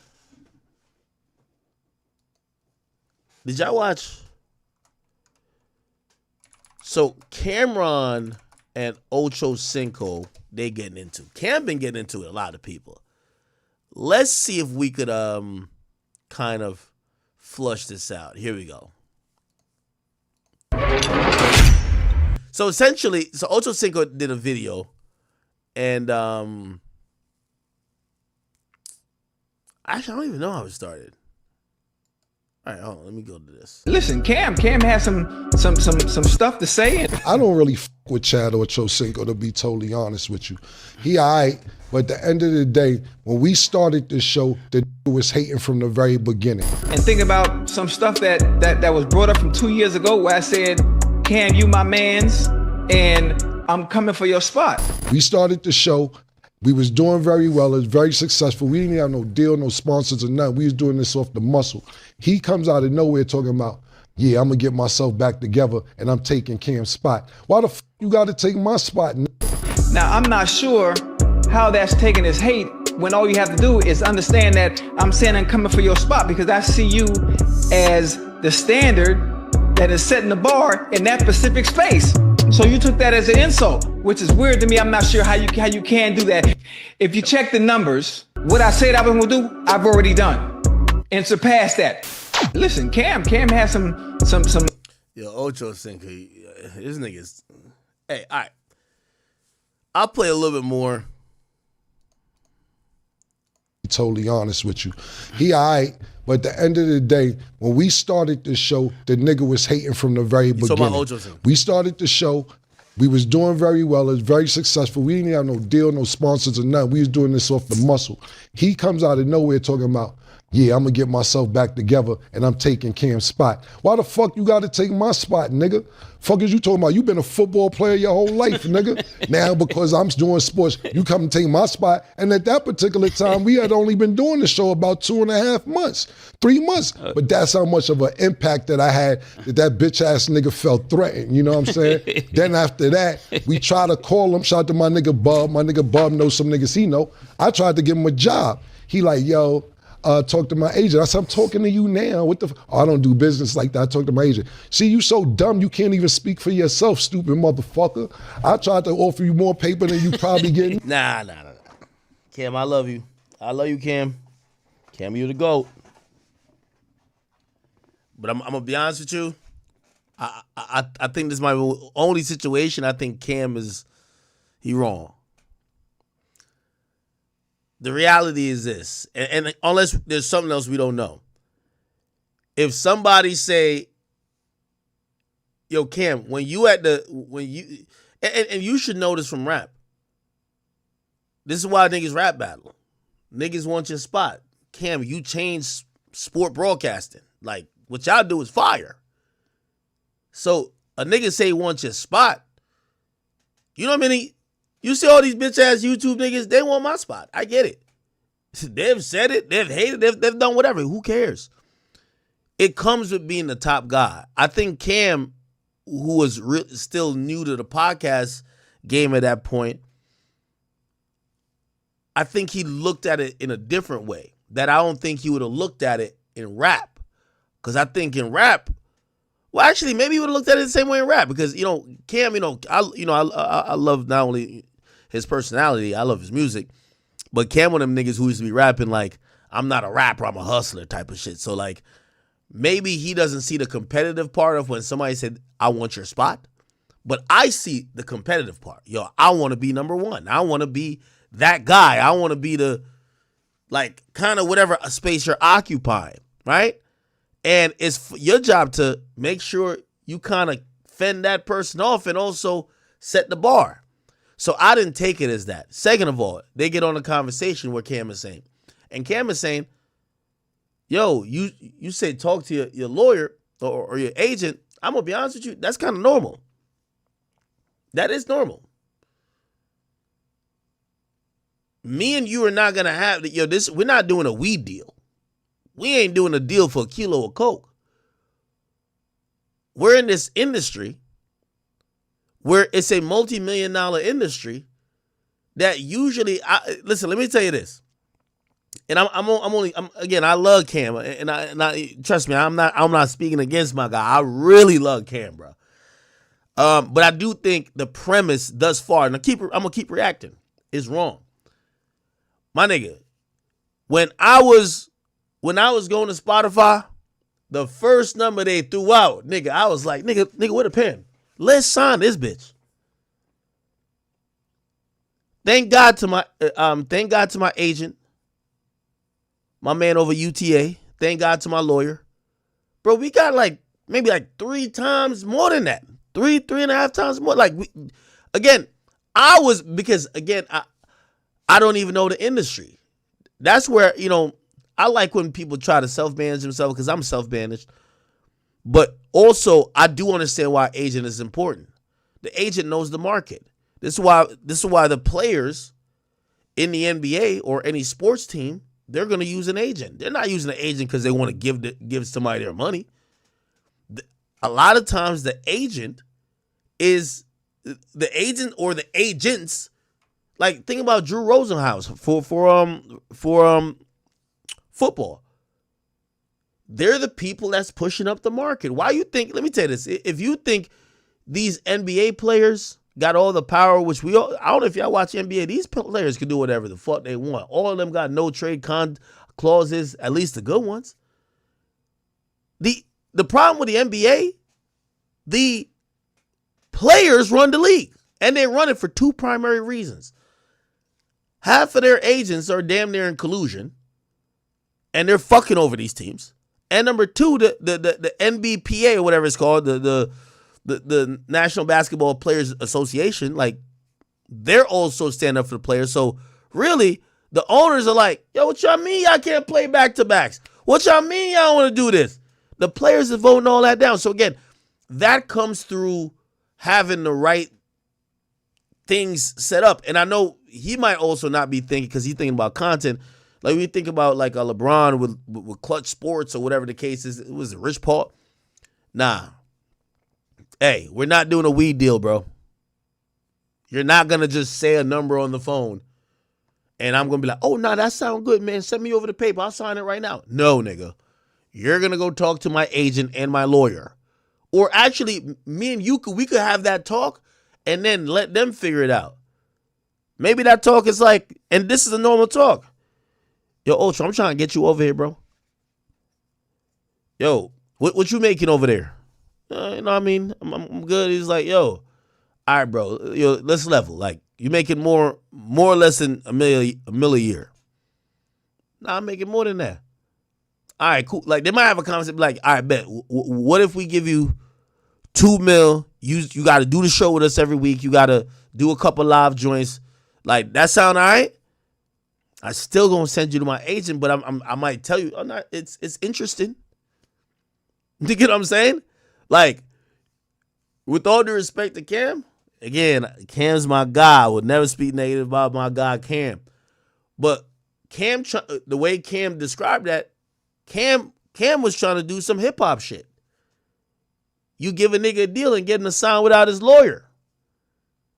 Sign that nigga for 8 albums. Just because he got $3 million, he's like, oh, I'm lit. You got the $3 million for 8 albums. Nigga, we own you for life. So I'm not mad at that. So when Cam said that, I'm like, ooh, yo, Cam, I don't know if you should have said that. Now, ask Mark Jackson how he got paid. Ask Mike Irvin how much he got paid. Ask them niggas if they was living lovely off the checks me and Murder would send them niggas. Ask them. I bet you ain't getting paid the money that Mark Jackson and Mike Irvin got paid working with. See, but that's also another problem. Yo, Cam is talking to Ocho like he a 1099 employee.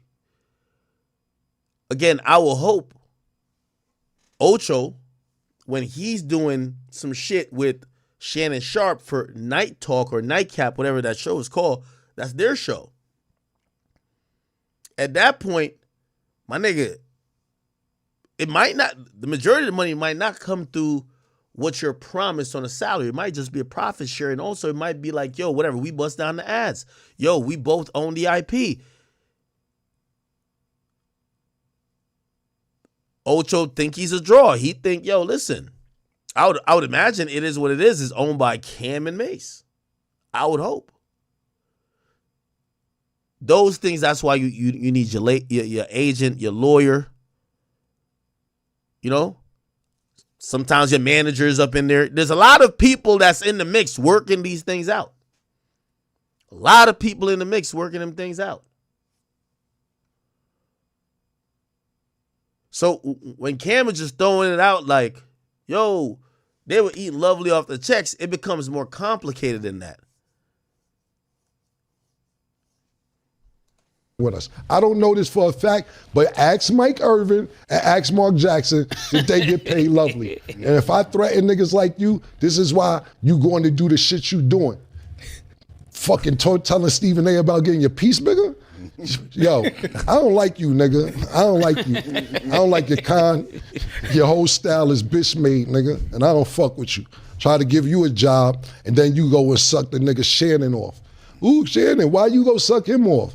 For what? Pause. I came to you first. Oh, my agent handles anything. You dumb motherfucker. Your agent probably robbing you, probably not as much well off as as niggas think you are.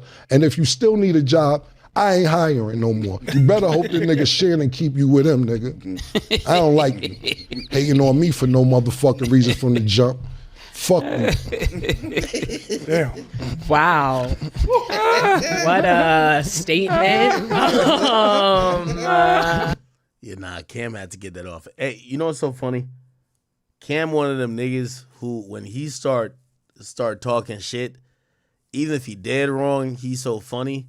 I just want him to keep going. Pause. All right. Anyway, so Ocho did respond. Hit a response. Hello, what's your favorite sport? I had to think about it, and I had to listen to it and think about some stuff that was brought up from 2 years ago where I said, Cam, you my mans, and I'm coming for your spot. Now, I'm not sure how that's taken as hate when all you have to do is understand that I'm saying I'm coming for your spot because I see you as the standard that is setting the bar in that specific space. Mm-hmm. So you took that as an insult, which is weird to me. I'm not sure how you can do that. But if you check the if you check the numbers, what I said I was going to do, I've already done and surpassed that in this specific space. Now, he said, he asked me to come join them, to do something with them. And I told him, okay, you got to check with my people. You got to reach out to my people who, when it was time for me to work with you, what did I ask you to do? Reach out to who? I talked to Doug. You talked to Doug. So boom, we did, like that. Right. That's the way I handle business. I don't run nothing. Yo, let me tell you this. ESPN is not talking to none of these people directly. Like, I guarantee Stephen A. Smith wanted to bring Shannon Sharp over there to ESPN. Bro, they're not over there. They're not at the bar getting drinks and negotiating that contract. Be like, all right, yo, I'm going to put you with my agent. Nigga, my agent still to this day. Every day he come through with, yo, this is an opportunity. Nigga, I ain't going to lie. I have a lot of unanswered because I don't want to do half of them joints. But that's their job. That's their job. So, you know what I mean? Again, people in that position, and I think that's just a street in Cam. But I do think there's a little bit, he really don't fuck with this nigga. Through me. So I guess that was seen as a sign of disrespect because I chose to come over here with you. Boom. Okay.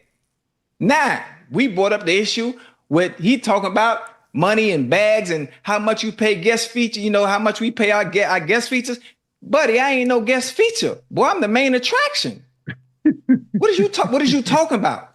All right, Ocho, I'm going to keep it a beat with you. You ain't the main attraction, bro. You ain't the main attraction at all. Ocho, you a good sidekick, man. You like a, with all due respect, you like a Memphis Bleak to Shannon Sharp, Jay-Z. And it's not because I don't think you got the personality for it. I believe that, a lot of times the reality is this. The people who do good on this mic here, pause, are the people who, when they get on this shit, they're not trying to save relationships. They just being honest.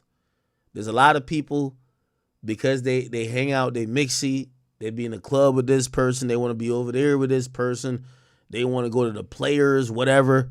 Yeah, when I listen to you a lot, like, you don't really have any strong points. And I don't think it's because you're a boring or you don't know how to, communicate, whatever. I think you just friends with everybody y'all talking about. And I think you admitted it later in this. But Shannon Sharpe, I think he's the one who really, this is his shit, bro. Like, I look at, just like how you have Club Shay Shay, this nightcap shit, I look at it for whatever Shannon gonna say, not necessarily you. And that's no disrespect. That's just reality. I always been the main attraction. There's a difference in your life. Nah, the last time you were the main attraction, my nigga, I'm being honest with you, I'm not trying to play you, was when you were on the Cincinnati Bengals. That's it. Lane, you do what you do. I'm in completely different lanes and completely different rooms from you, despite me always playing around and joking. Somebody said, I'm seeing a lot of people saying I'm wrong. Like, what do you think I'm wrong about? What I'm saying is, y'all think Chad Johnson, when we say the main attraction, do y'all think Chad Johnson is a draw like that?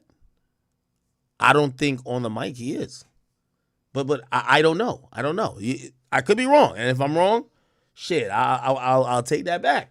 But I don't think he's a draw like that. I think when I see clips of Nightcap, I'm usually being like, what did Shannon say? And when you're saying, what did Shannon say, not saying this guy isn't extremely popular, but that's the main event. That's the draw. And that's the attraction. Does that make sense?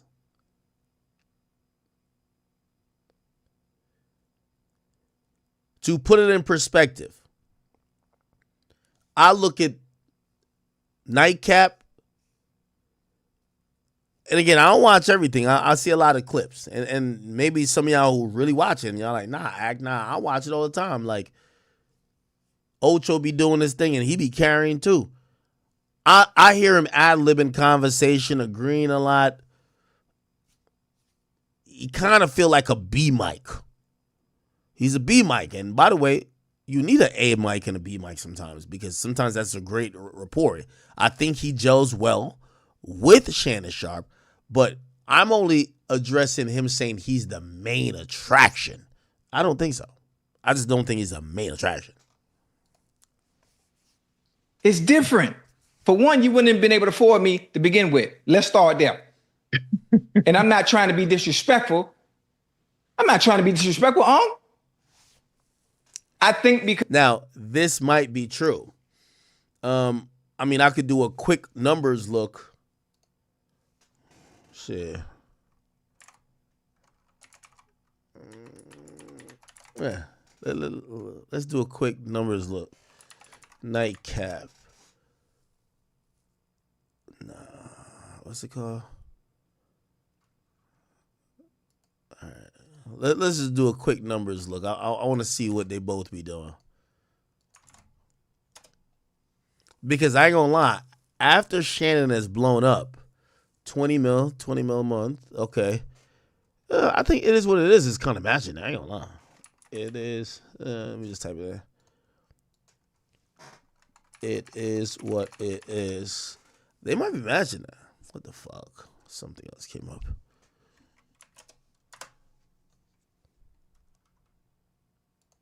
By the way, I also do understand that Ocho has other things going on. So, but I'm just talking to him. I'm talking about him being on this show because that's what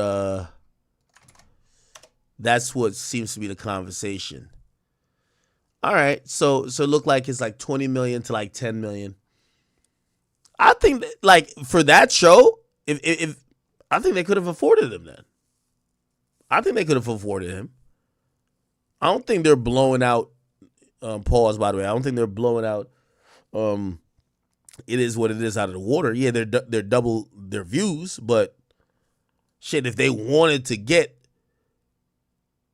Chad Johnson, Ochocinco that badly, I think they could have got him. Because I do everything in an entertaining, fun, laughing way, you kind of forget and don't really understand what's being done over here and how special what we have is. And that's no disrespect to them, because I like they show. I love It Is What It Is, because it's different than what we do. Mm-hmm. Their views, they got some high ones. But it's mainly about going at people and jigging at people, you know?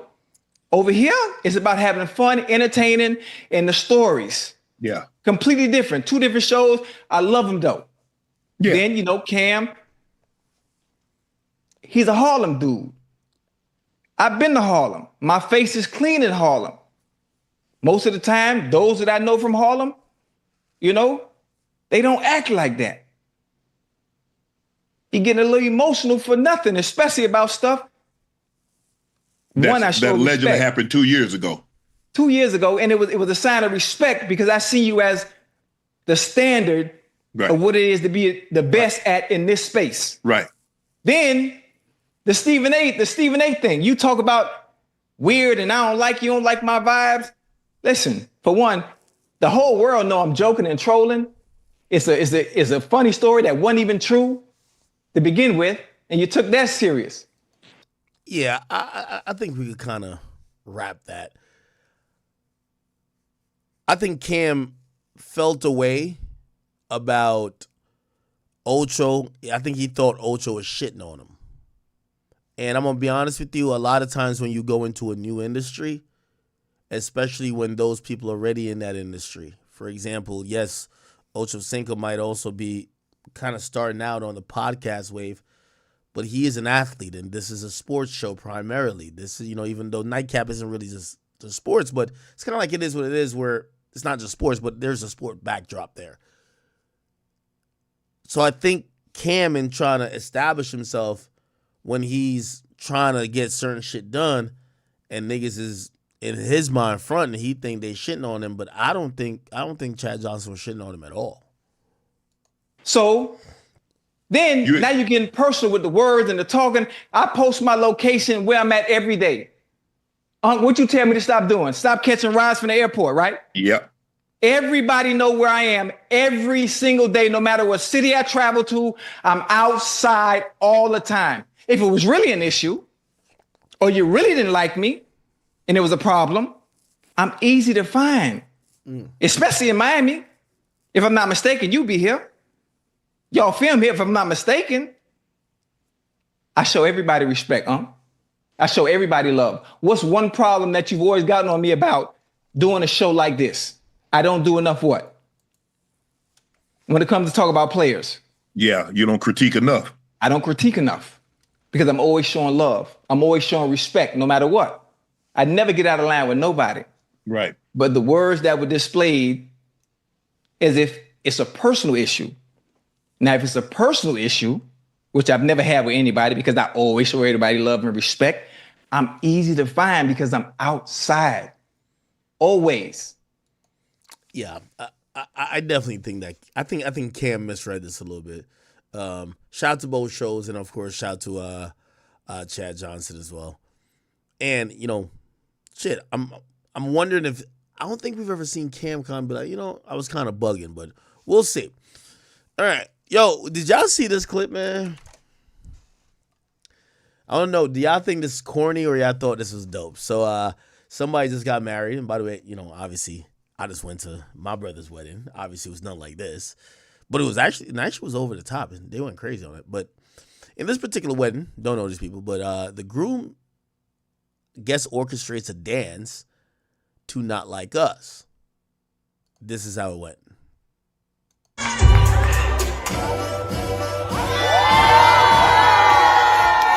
It's my wedding day vibe. I'ma step up through the door. Ringing vows set in place, this is bigger than the moment. Yeah, they tasted our love, but you can't shake what's chosen. Hey, yo, tripping on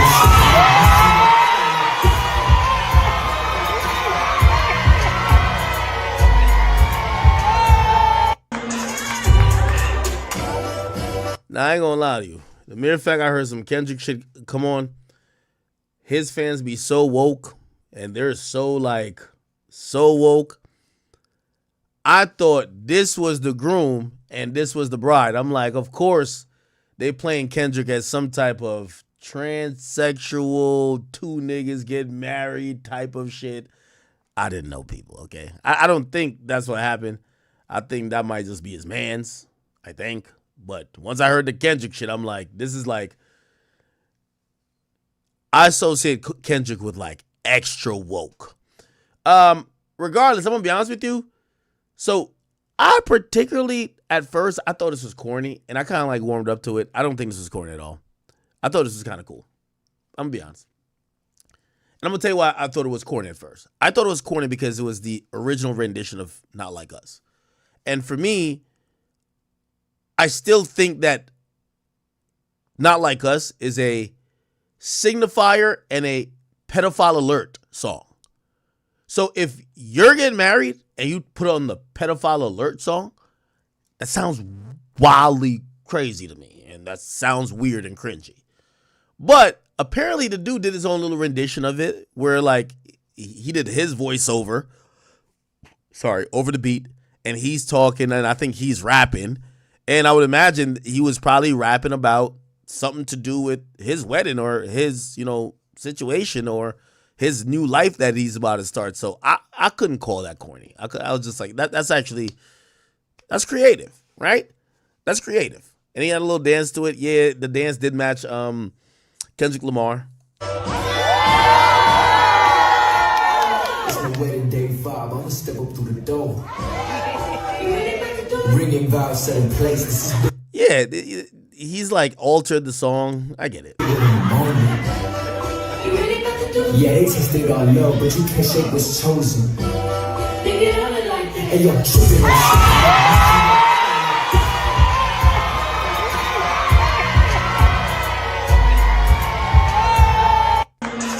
Okay. I think there was like another angle of this, or there's a longer version.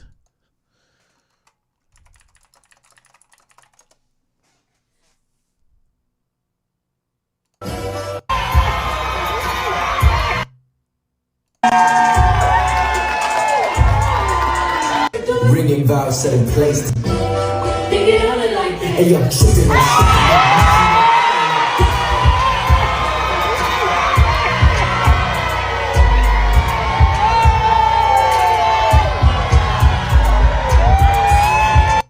Yeah, not gonna lie, I thought it was cool, especially since he customized the song.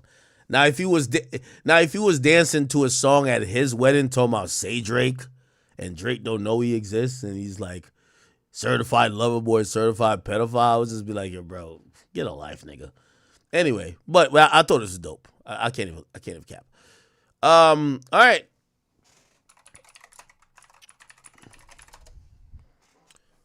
Tory Lanez actually did an interview. I seen somebody say in the chat, yeah, Tory Lanez. So Tory Lanez did an interview with the Full Send podcast over the phone. Check this out. So it's like prison album. This has never been done. Okay, so let me get to him kind of speaking on the case a bit. To give back, care about. It's Rep Full Send. Let's get into the pod. You're like the OG of kind of like being blackballed by the industry too. I know you went like independent, right? Not too long ago. And I always used to see you'd have some trouble and some issues with the way that the music industry would work. What do you think about like with Drake and how the industry's kind of turned against him? Like you see videos now. I don't know if your boys tell you or you could see anything, but you can't like find his shit on Spotify, or there's just like a whole bunch of sketchy shit going on. I see. I don't know if you have any thoughts on that, or because you're kind of on the inside of it too, right? The whole industry. I can't all the way speak to everything that's going on with Drake because at the end of the day, he's a grown man, and I think that's his story to tell. But I will say one thing. I'm proud of the stance of any artist that goes against the bullshit that happens behind the scenes. Sometimes when things happen and we come out and we're like, yo, fuck the label, or like, yo, fuck the major, it's like everyone's like, nah, this guy's spiraling out, he's this label, but they don't know what's going on behind the scenes, and there's a lot of dark things going on behind the scenes, and which is the reason why I went independent, because y'all niggas ain't getting me with none of that. I'm not selling my soul. I'm not doing none of that weird shit, the rituals and all that shit y'all niggas got going on. Fuck out of here. Yeah, no rituals Fuck for away sure. from me. But there's a lot of weird things that go on behind the scenes, and so it's very hard to be in a situation like Drake is going through right now, where you're going against the whole thing. You know what I mean? The machine, and I understand that there's a scrutiny because it's like All right, we only get 15 minutes at a time on Tory's jail phone, so we will be back momentarily. Are we back? Yeah, for sure. All right, we back. We finished that note on the industry? Yeah, it was pretty much just a bunch of fuck shit going on, and you don't want to sell your soul. No. When you summed it up, sounds crazy. I didn't mean it I don't mean it in some sort of way where it's like, oh, you're coming into some cold shit. Like, that's not necessarily what I mean. I just mean, look, when it comes down to it, there's a lot of things that happen in the background of industries, especially music, in such a provocative place as it is, right? But the reality of the situation is, I commend any artist that has the balls to go out and rage against the machine, because as a man who did it myself, it is one of the most exhausting things that you can imagine. It's like going up against the richest and richest billionaires who have the most richest and richest resources, and you're by yourself. I have mixed thoughts about I feel like a lot of artists try to say, oh, I'm going against the machine, this and third. No, nigga, I really believe that sometimes, you're just offered a shitty deal. And, sometimes y'all want your masters back, or y'all can't get the deal you want, so you go independent. But a lot of these artists have gone through the major label system, and they never really complain until it's at a certain point. Even like Tory, Tory was on Interscope for a while, and shit was popping off, and then he becomes independent, and now it's like, I'm going against the machine. Nah, bro, you're just independent. But I do think that helps the narrative when it's it's you versus the machine. No, but you're swinging for dear life. I have respect for anybody who does that. It's not just about Drake, but anybody, and I encourage artists. I'm not telling you to go start problems. In fact, I'm telling you to have the best, integral relationships that you can have with whoever you do business with. But at the same time, don't hold your tongue for nobody. Mm-hmm. If you see fuck shit going on, which happens in the background, at some standpoint, you have to say something, or you're going to end up like everybody else and be a sheep in a place where it's full of wolves. And it's not easy to be that. So I commend the artists, whether it be Drake or anybody else who. Well, okay, I want to hear him. I want to hear him talk about the case. For a long conversation, I respect him, people, and I'm literally 4 contributors on this to connect you to this. Now, I need you to understand now my facts, not my opinion, not my theory, my facts. There is literally 4 contributors on this suspected gun. 90% contributor on this gun is a male, and the rest of the percentages of this gun are 2 females and another male. None of those 4 people are my DNA.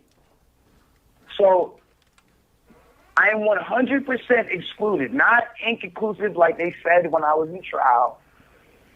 I'm 100% excluded from this gun when it comes to DNA.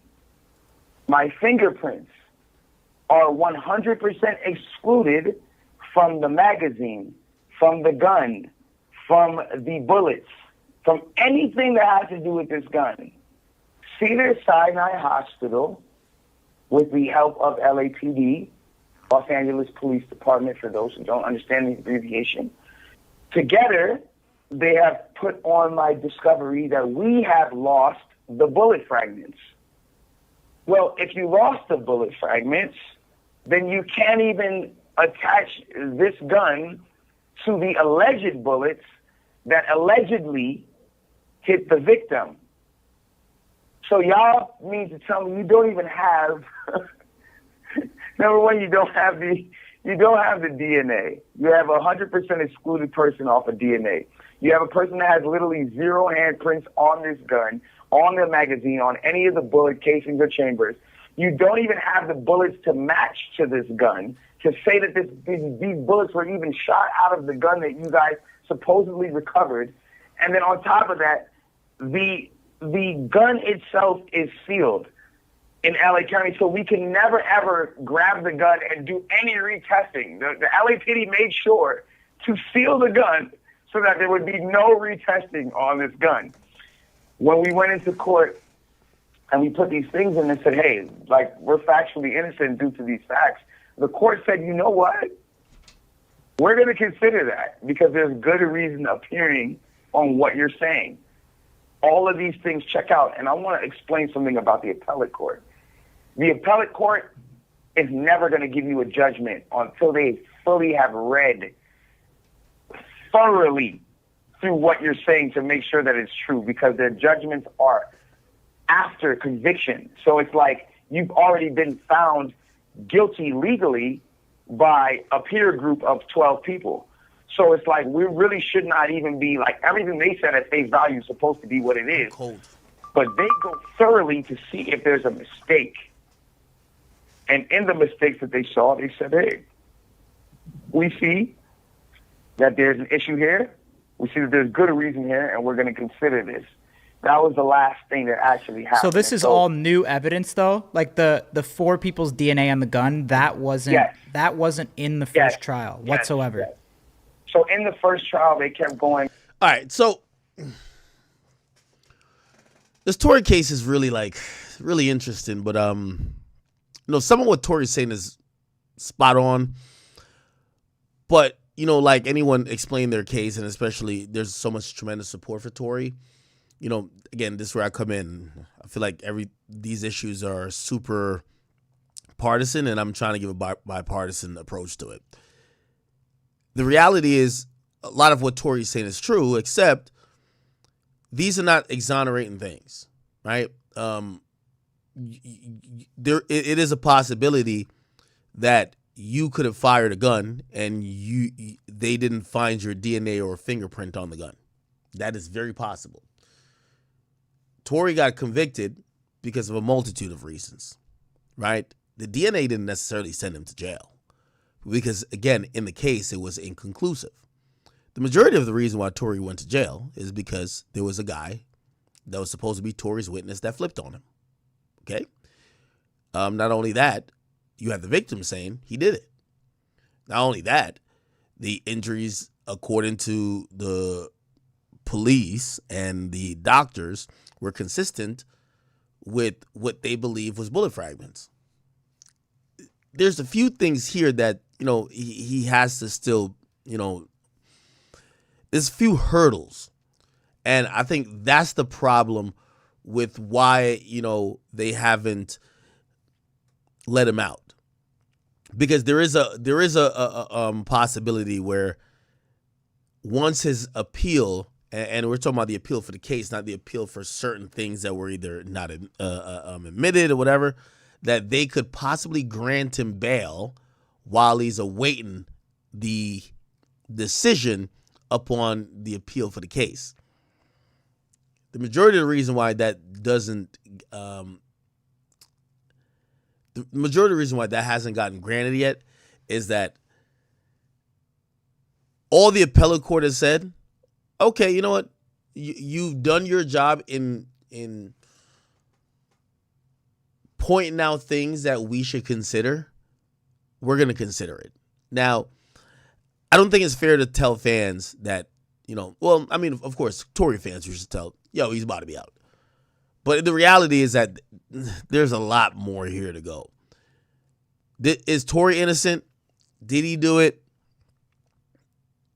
I think there's a strong case to say he wasn't the person who did it. However, and I think he's trying to explain it in appellate court, because there was a decision made already. You have to go at the process, the procedures. You have to go at certain things that was done incorrectly or allowed to be admitted that caused that judgment. You can't really appeal the jury's decision. You could only appeal what was shown to the jury and what was shown in court or allowed to be shown in court. They told me I was inconclusive, but I knew that was always a lie. I was like, I never touched this gun. So it went from now inconclusive to now completely excluded. Yeah, once I was in jail, I asked my lawyer, like, can you get a DNA specialist to do this gun? Okay, so that's another problem too. Tory, when it comes to appellate court, and this is why if you ever watch a case, the reason why people say objection a bunch of times, you need to create, it's called you're creating a record of it. So when someone in court is saying objection, it creates a record. This I'm gonna fuck this word up. Stenographer. Okay, I didn't. The stenographer is notating everything, but at least on the record, when the transcript is put in, it's noted that you objected to this being done, whether they were admitting a videotape or whatever, and you could raise that issue later on. The problem with the DNA is that the prosecutor did an analysis of the DNA, and they came back and they said, they submitted to Tory in a discovery. They said, it's inconclusive that your DNA is on this gun. Tory didn't get an expert during the trial to give their interpretation. He relied on the information by the cops, which kind of was helping him because it said inconclusive, which means we can't really prove it one way or the other. But when you think about an appeal, a lot of what they're saying to Tory is, it ain't our fault that you didn't get your DNA specialist up there. You could have done that. So when you're saying now you have new information, well, how do you have new information? How is this new information when you have the option of trying to call people to the stand or trying to get your own expert witnesses? Anyway. Done again. I know I never touched this gun. And then when he did it again, he was like, oh, I see what happened. They manipulated your DNA. And basically, it was almost, this is what they did. It's like you ever had to wait for a video game and you're waiting for it to load?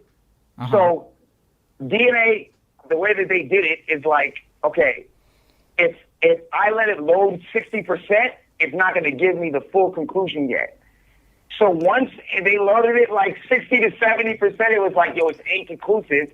But had they let it go the whole way, they would have seen it was 100% excluded. But they were like, yo, the fact that it's inconclusive and not a match, let's just leave it here because this is the best we're going to get. So they stopped my test before it even got to the finished result. Therefore, I went to court thinking that you guys only have an inconclusive test. But I always knew in my heart, this is impossible. I never touched this gun. That new fact alone is insane. Just the fact that it went from inclusive to excluded, and there's 4 people's DNA on the gun, and none of them are yours, is fucking. That should be enough for them to open up the factual innocence like now. Brother, my judge, Judge Harringford, Judge David B. Harringford. I'm not going to disrespect him. He's, at the end of the day, he's still an honorable judge. He's a black man at that.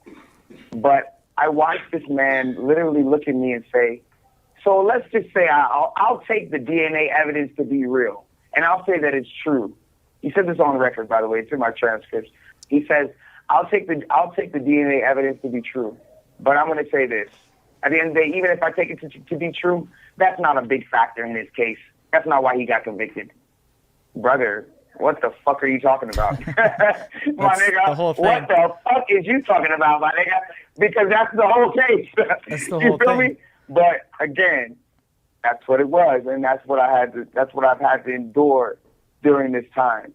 And so it is what it is. I'm not sour about anything. I know that God has a plan in me and in this.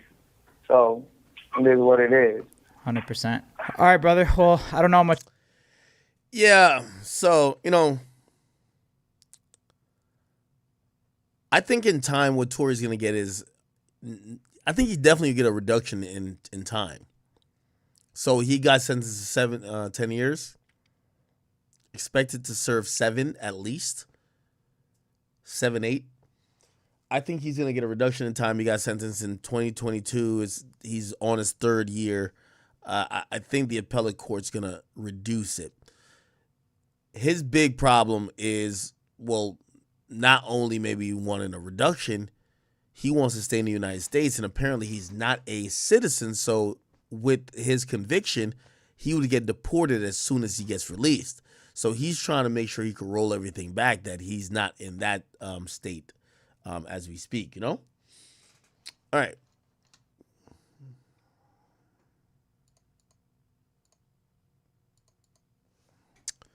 By the way,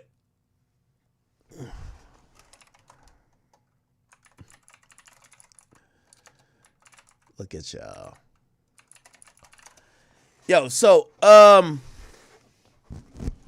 I've also seen y'all, you know, and I see Drake fans are panicking, K-Bot's going crazy. I see people asking, yo, Ak, you said this whole thing about Nokia, right? It appears that Nokia is not going to be on this goddamn charts. It's not top 10. It's actually fell off of the top 10 status. And right now, the predictions is that Nokia is going to be 11 on the charts. I'm going to be honest with y'all, man. The reality is this. The reason why Luther is number 1, I haven't looked at the exact breakdown, but Luther is getting tremendous airplay. Right now, the Hot 100 requires airplay.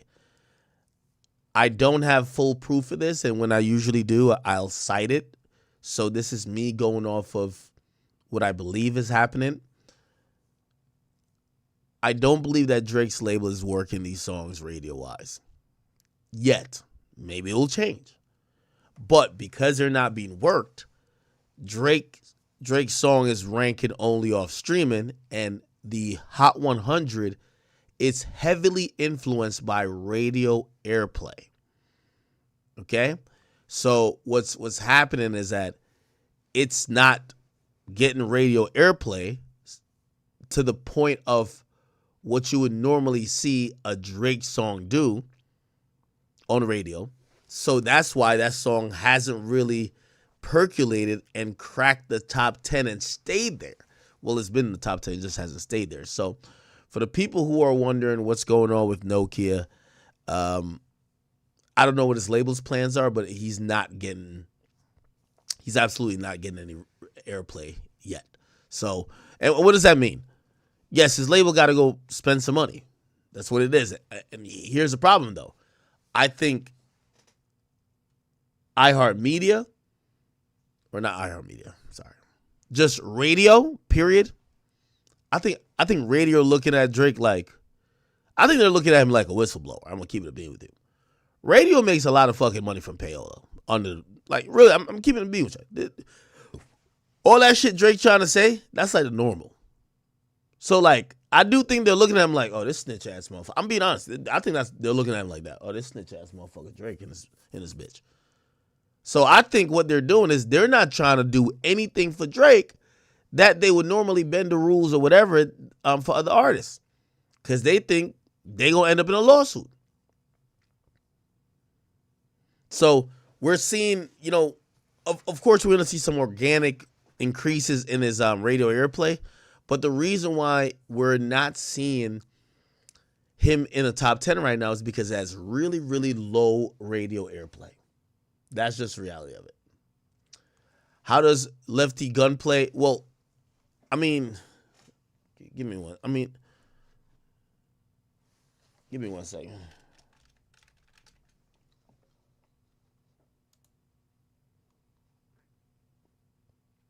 Okay. So here we go. Let me just radio charts. All right. There's actually a website that kind of estimates all this, chat. So these are the songs getting like just a shit ton of play. This is more gains. Let's just go from position, right? Oh my God. What the fuck? Sorry. All right, let me just refresh this. Okay, cool. So here we go. This is the song audience. So the way how radio is measured is by audience. So let's think about, and this is for, I think, the last Billboard charts. Kendrick's song is being played to an audience of 61 million people. And again, it's radio. So radio stations that span 61 million people, right? So this, and by the way, it's still increasing. This is a huge bump to the song being on the Hot 100. This is why it's on. You can tell why. Yes, people are streaming Kendrick's song. I'm not saying that they're not. But the radio airplay is helping it. If we go down the list, so, and what does this mean, by the way? That means the label, so Kendrick's label is, they're promoting this song. They're servicing this song as a single, right? Which you would obviously know. Let's keep going down. Let's see if we can find who else. TV Off. TV Off is being serviced also as a single. Okay? What does it mean? Kendrick's label, really probably just Interscope, they have money behind the song. Okay? That's how it works. None of these are organic. These are money behind songs. That's how you make these songs happen. So you get one Kendrick there, you get TV Off here. We're just trying to, we see Squabble Up here. Yes, Squabble Up is being worked as well. What you're going to not see, right? What you're not going to see is, let's just go Drake. Give Me a Hug is the song that's getting the most radio ads. And this isn't, like, once you're under like 20 or 15, it's not, they usually talk about when does it impact. This shit is not impacting because Drake's label hasn't done what they need to do to get it to impact, which usually is spending money. So this is just like dick riding as like radio programmers just playing a Drake song because they want to keep retention. But they're not getting that major push. Now, if we look at Nokia, I don't think Nokia is on the list. So officially what we could say is Nokia thus far hasn't been serviced as a single. Now, that will most likely change. And I don't care if Drake's beefing with him or not. If it makes dollars, it will make sense. That's the point. Drake's song Nokia is not getting airplay. And the biggest Drake song with airplay is Give Me a Hug. That's going to matter for the charts. Now, I don't know what's going on in either Drake's camp, the OVO camp, Santa Ana camp, all these other people, or Republic camp. But if Drake is seen as, but if Drake's song is not getting worked, I don't know why I expect it to be charting so crazy. Now, why isn't it being worked? I don't know. Maybe it's because of the dispute. Maybe it's because, they didn't have a real plan for this going in and they were just waiting for fans. So maybe it'll catch up in 2 weeks or so. We'll see. But from what we could definitely say is that Kendrick's songs are being worked by his labels. And Drake's songs right now, his labels ain't doing shit. Not saying it won't change, but right now they haven't serviced the songs to these radio stations, which would give it more points because you basically added to the audience list, right? The exposed audience list, and that then matters with the chart. So we'll see.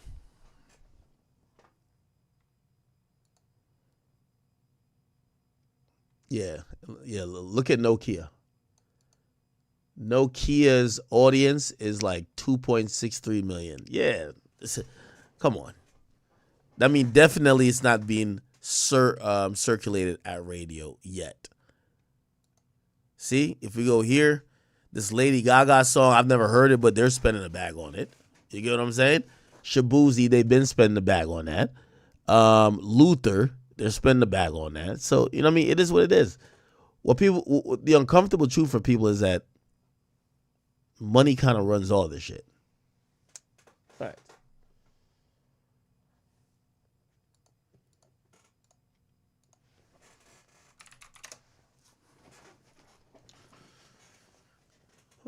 right, people. What the fuck? I ain't gonna do the topic about this little gay ass nigga, bro. I'm sick of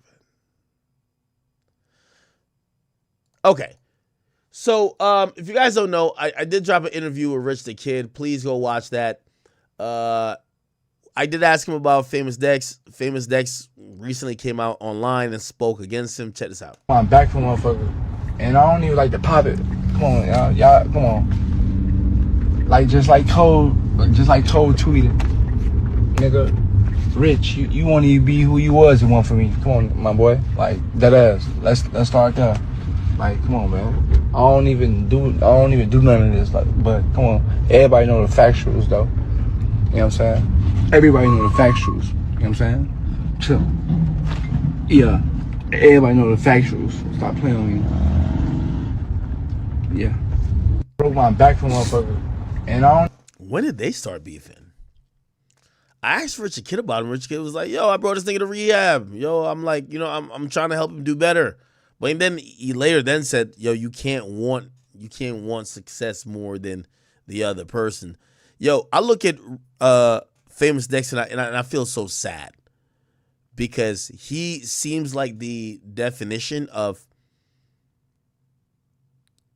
other bullshit like consuming you and kind of ruining not only your life but your reputation, man. Because anytime I see Famous Dex now, I'm always thinking he off some drugs. And he probably is sober now. He probably is sober. But anytime I see him and I see him like arguing, yo, the challenge to Famous Dex would be this, man. Brother, a lot of what's going on with your career is self-inflicted. Pick yourself back up. You need to prove to us that you can still make music. And because most of when we start talking about the great music you've made, it's some old-ass shit. So prove to us you can keep making music. And the fans are going to support because they like you. But I don't really know if his heart is into it like that, man. I'm going to be honest with you. I don't think so. Chat, I don't know why I'm tired as shit. Holy shit, bro. I might even call it. I am tired as shit. I should have took a nap before. Holy fuck. Anyway, let me see. I got to be able to bang out like 2 more topics. Chat, I'm not even going to lie. I definitely got to call tonight's stream early because I am tired. What the fuck? You know I know when I'm tired? This I know every time when I'm streaming when I'm tired. Because my brain shuts down and I say some shit that I didn't think.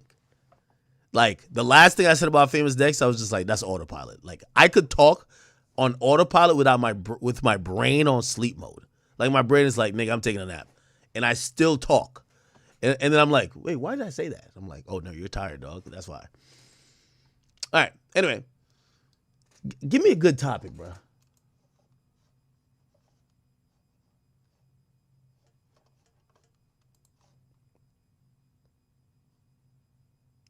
What the fuck? Somebody said, how come Sony ain't work it? There probably is plans to work it, right? Also, here's the thing, too. The Sony budget is going to go through Santa. Like, there's so many things. Yo, for y'all Drake fans, I get it. Yo, we all love Drake's music, bro. But when y'all try to now become like these experts at the record industry, there's so much that goes into it. Like, Drake told me this himself. And he always told me this. Because when I was telling him what I was hearing from Universal and hearing from the labels, because I talked to somebody at Universal, they said, we never heard Drake. Drake never told us he's dropping an album. Yo, he's not dropping it through us. So I remember I came on here and I said, this album is going to be through Party's label. This is a Party primary drop, but this is a loophole for Drake to do it. Drake actually hit me and was like, nah, act like, what do you mean? Because I said he was going to be a feature on every song. And they said, nah, nigga, like, I'm not doing that. Anyway, so I told him, I said, bro, my source at UMG said they haven't had that conversation with you yet, So if you're dropping a project, you're probably doing it that way. And at the time, he said, yo, this is what I was trying to say. He told me, he's like, I decided to drop the album. Like, we only decided a week ago. And why is that important to the conversation we're having now about y'all questioning why songs didn't get service to radio? Well, if you keep your label in the dark and you pop up a week before, I get it. Drake's still a big deal. But granted, they're not really trying to fuck with you like that. They're not dying to go work these records. Right? So I personally do believe that Drake did what he normally did. Turned the album in a week before, a couple days before. And here's the problem with that. Now the labels are playing catch up. Sony's probably playing catch up. You got to realize the rights to these artists are owned by two labels that got to constantly communicate. So I know y'all want first weekend, second weekend for songs to be bumping. But if Drake just turned the album in, they're going to play catch up.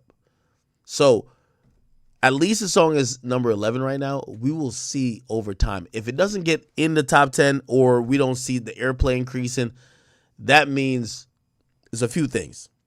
iHeart is staying away from that nigga. Well, not just iHeart. Even though iHeart controls so many of these stations because there's a few of them. Like there's Radio 1, there's MS.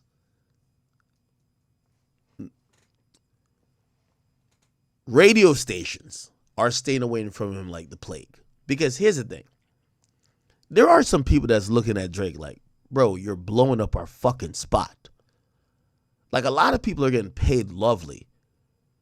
And nobody's kind of bringing what Drake is saying to the forefront. So everything is chill. But now Drake is basically announcing that, yo, y'all niggas is doing some illegal shit. And now everybody's like, oh, man, this nigga done fucked it up.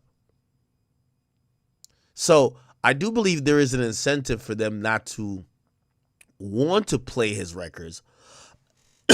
And also an incentive for UMG. So again, and Drake knew what he was doing with filing this lawsuit, I would hope. So whatever just happens, we just got to let it go.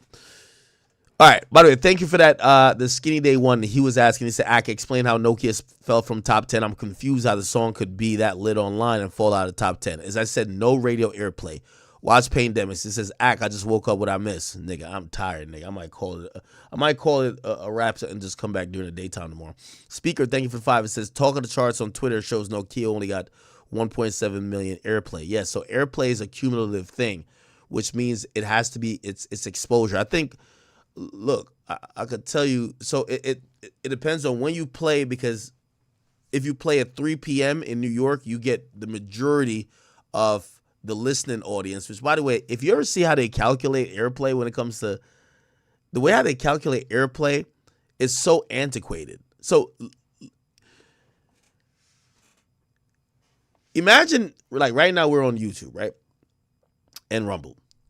Like, on the app that I'm streaming from, it literally says, yo, Ak, there's 4,000 people on the Academy. There's 3,500 people on King Academics. There's 2,500 people in Rumble, right? That's what it tells me. Gives me the numbers. Why? Because you guys have logged in. You're watching. It's easy to count. You know how crazy radio is? This is how radio works. So radio still works off the most antiquated process ever. They actually have these meters that actually are in certain places that could kind of gauge how many people are interacting with a frequency, and that's what they come up with a number, and then they do a household type of variation, and they come up with the listening audience. So essentially what I'm trying to say is that in radio, they really have no fucking idea how many people are watching. As opposed to people watching the stream, it's a one-to-one relationship where we know exactly you clicked on this video, you're listening to ads. In radio, it's like they don't really do that. They also do this thing where they'll give you a machine. It's like a PPM meter, and they'll be like, yo, that's supposed to detect what you listen to when you're in the car. that it could help them fine tune these results. But really, the problem is radio is so antiquated, but it's still respected in the calculation of these songs. And that's just a really old way of doing it, if you ask me. All right. Cool.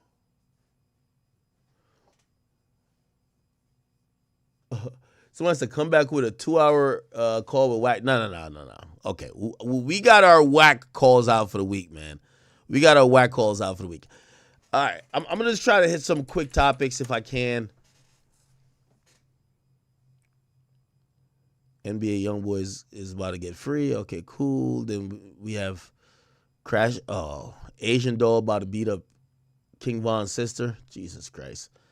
Asian Doll says, can no bitch that get 365 chemical peels a year to look pretty make me mad? Star crunch face ass hoe. And Kayla says, can no bitch that's musty 365 days and don't know how to watch her pussy make me mad? Then King Von's sister says, laughing my ass off, a chemical peel don't make me bitch. I'm raw in real life, getting the feel of shut up. This is like a heavyweight fight. Apparently, King Von's sister, Kayla, she's been known for meeting up with people and squabbling. And, of course, Asian Doll is like Queen Von. So she claims that she's about that life. So they got to meet up and fight. You know what I mean? You know, they should. Let me not say that. That's mad disrespectful. You know, I was going to say, let me not even say that. I was going to say, loser, go kick it with Von. No, I'm playing. That's disrespectful. My bad. Anyway. She says, 1,000,000% for sure, bitches can't whoop me, and I'm stamping that.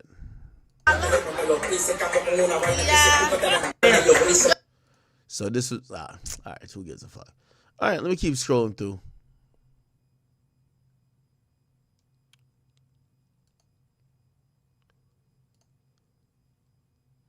Meek Mill says, I have 100 suits. Nobody will ever notice I wear hoodies to most speaking engagements on purpose so they can see me as a black man from the streets. R.I.P.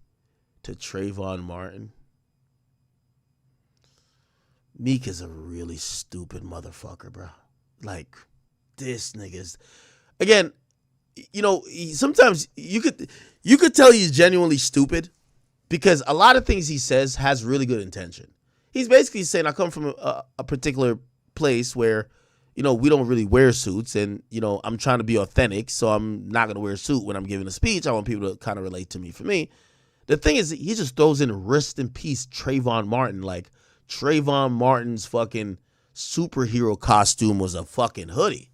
Like, no, bro. Like, you just don't want to get dressed up. It's fine. Okay?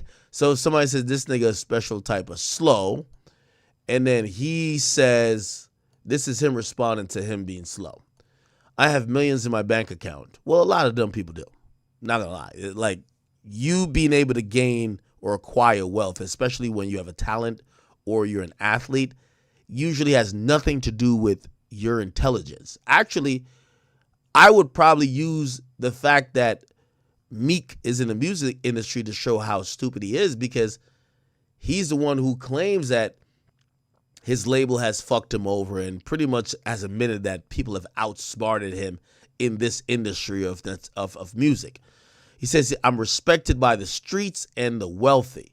With over $30 million raised to fight the system with reform, all houses owned from my grandma and my mom. I look out for the community. Let's compare lives right here in front of the world. Now, that's not what this guy said, and this is why I said Meek Mill is stupid, right? He didn't say Meek Mill is living a bad life, because I don't think Meek's living a bad life. He just says you're dumb, okay? Now, if you wanted to be on some Floyd Mayweather shit to be like, yeah, I'm dumb, but I'm rich, I guess so. But he never said that you were poor, right? He never said you lacked respect. He said you lacked intellect. You're just a stupid type of nigga. And, you know, I'm glad he's responded to this, because I think one of Meek Mill's lasting impressions on the youth is that it's cool to be dumb. Like, there's certain people that give off that energy. That's what I was getting at Fabio Foreign recently. Bro, you have autocorrect on your phone. It's not cool to misspell every fucking word. It's not cool to be stupid. It's not cool. Like, there's nothing cool about that.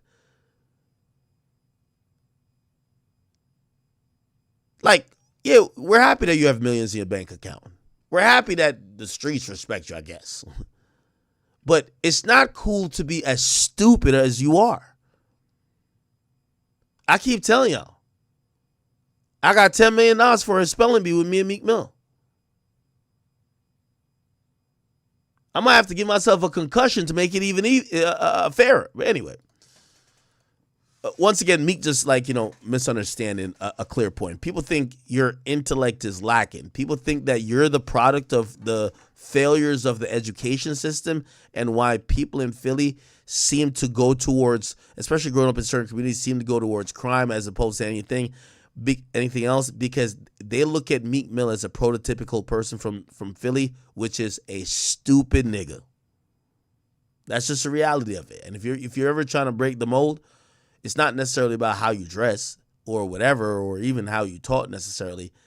It's about just clear, very simple things that your IQ or your ability to whatever kind of bleeds through with. Oh, did y'all see this? A 30-year-old man and his 5-year-old daughter were murdered at a car wash in the Fort Worth suburb of Forest Hill. At this point, it appears to be a targeted shooting, and police are looking for 2 gunmen. Dozens of evidence markers show where the gunfire erupted today at the car wash on I-20 at Forest Hill Drive. A 30-year-old rapper and his young daughter were both killed. Fox 4's Peyton Yeager is in Forest Hill with the update from police on their investigation. Peyton. Steve and Heather, that first 911 call came in just before 11 a.m. this morning, and we did not receive an update from Forest Hill Police until just about an hour ago at 8 p.m. They now tell us police have identified at least one of the suspects and have issued a capital murder warrant. However, police are not releasing any of the names of the suspects. We know that 2 men, police say, opened fire on the victims. A witness who lives across the street from the car wash tells me she heard multiple rounds of gunfire. Take a listen. 6 the first time, and then it was like a half a second to a second. I heard 6 more, and then a half a second or a second later, I heard 3 more. Becky Johnson startled by what she says sounded like back-to-back gunfire. A deadly shooting in broad daylight at a car wash off Forest Hill Drive and Interstate 20. I could see people filling for their cars. Johnson watching customers take cover behind their own vehicles. Forest Hill police say 2 men got out of a Kia, approached the victim's car, and opened fire. Sky 4 video shows dozens of evidence markers around a maroon Challenger. Also, a vacuum still laying in the front seat. Forest Hill police confirm 2 were killed in the Monday shooting. And a baby, his baby, a baby. Family members tell Fox 4 the victims are 30-year-old Chucky Smith, known as North Texas rapper G Money Lil Ronnie, and his 5-year-old daughter. The little girl just had a birthday yesterday. Cleaning the car out, and somebody came through shooting and killed him and the baby. Fort Worth and Mansfield police were on scene to help with crowd control. Raw emotions as loved ones rushed to the car wash. Cries were heard as people leaned on one another. When is it gonna stop?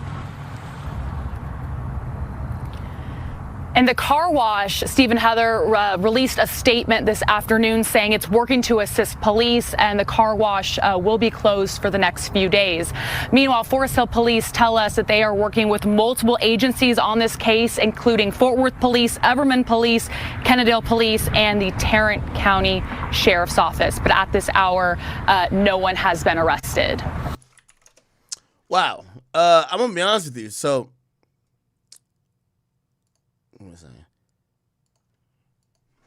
I didn't really know who this guy was, but I did know that, he seems affiliated. Wait, why can't I find this channel?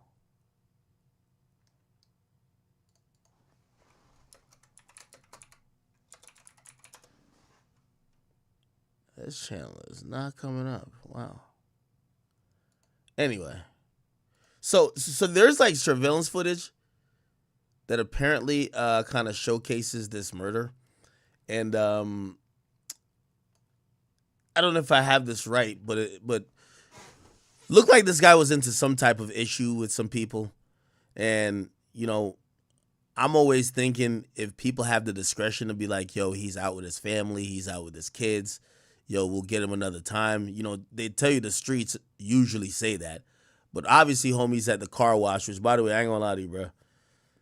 You got to wash your car at the crib. If you got all this beef, nigga, you got to wash your car at the crib, nigga. This ain't the time to start vacuum out the coins out of the little crevice between your seat and the center console. Ain't time for that, my nigga. But unfortunately, you know, looked like some gunmen knew you was there, ran down, shot a bunch of times. Like, I think, can we see here? Yeah, you could see. I think is this him? No, never mind. This ain't him. Look like right here, some people are running down there. We see the hand out. This look like it's a gun. Oh, is this him? Oh, shit.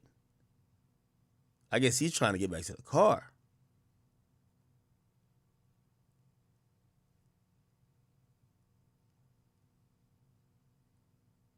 Holy shit. They are chasing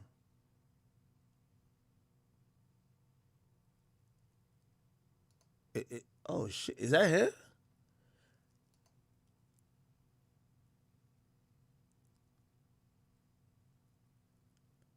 And he's falling. Damn. Then we hear that his daughter was shot. Wow.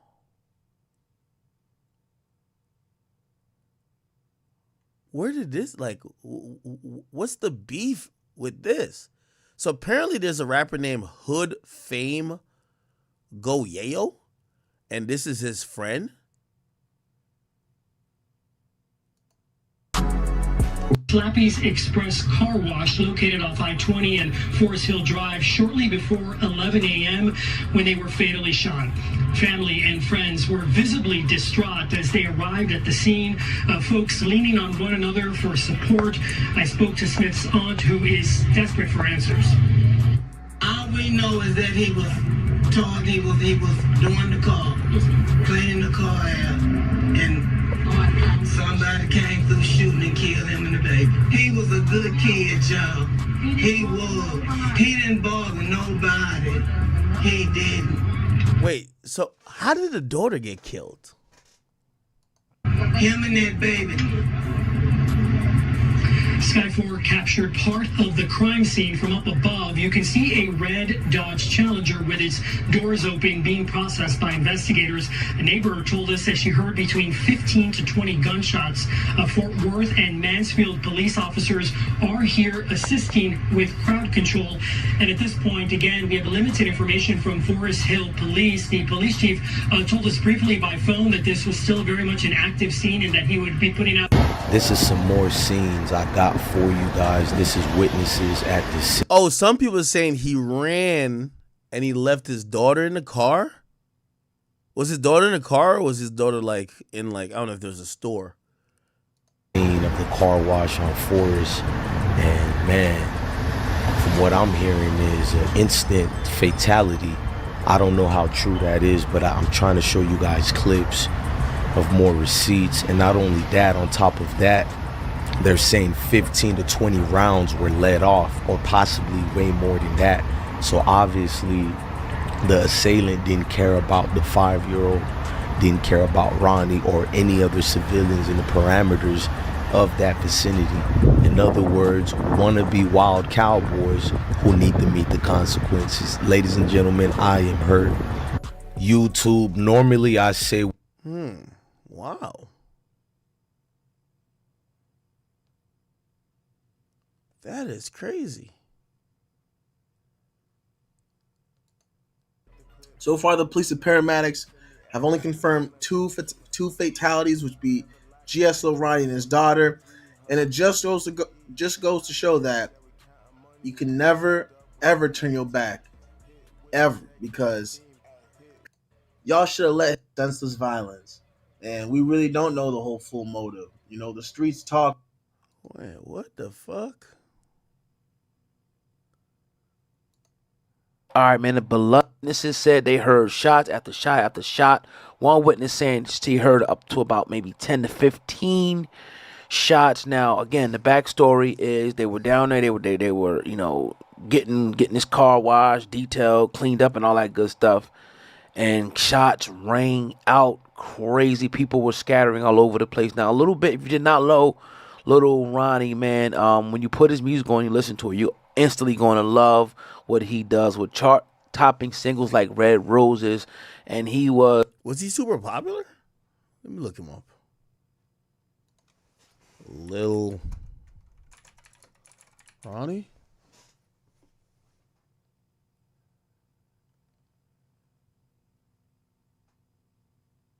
Is this him?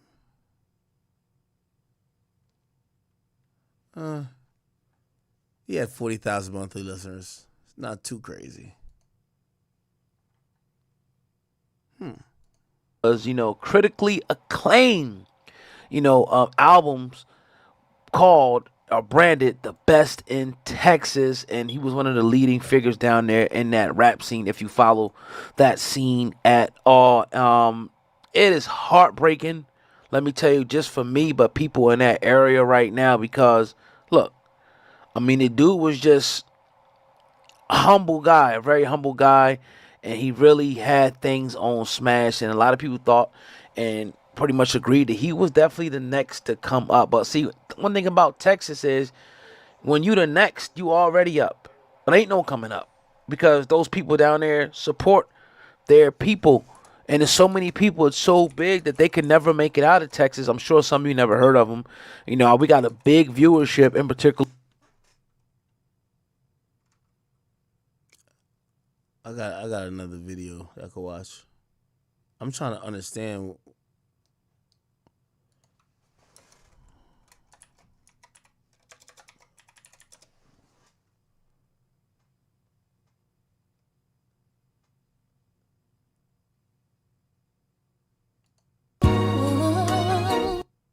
He been around for. Where the fuck? Hold on.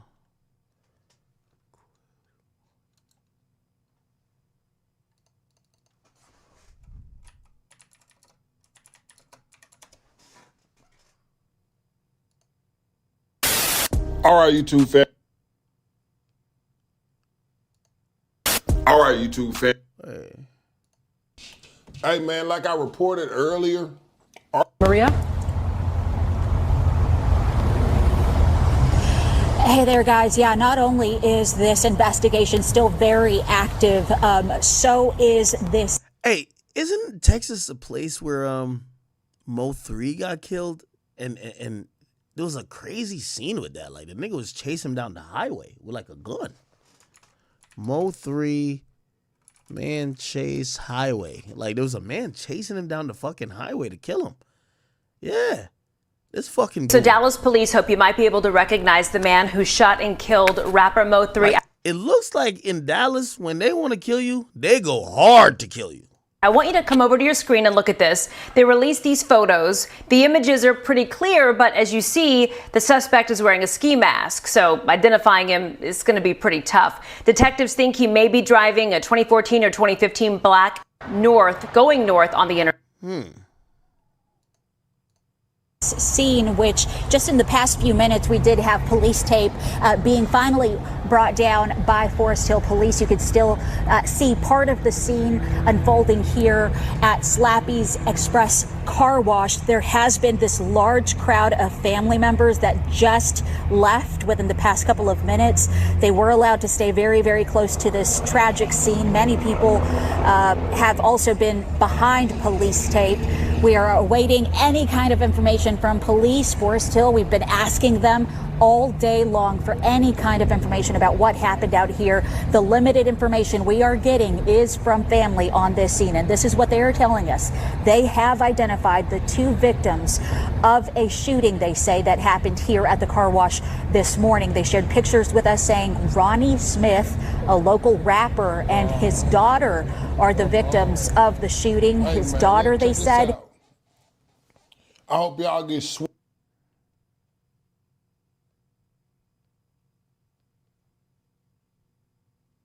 That's interesting. Lil Ronnie.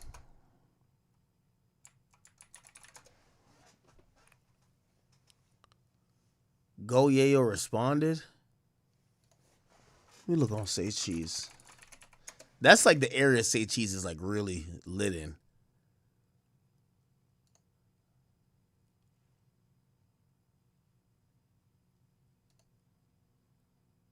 How did they kill his daughter?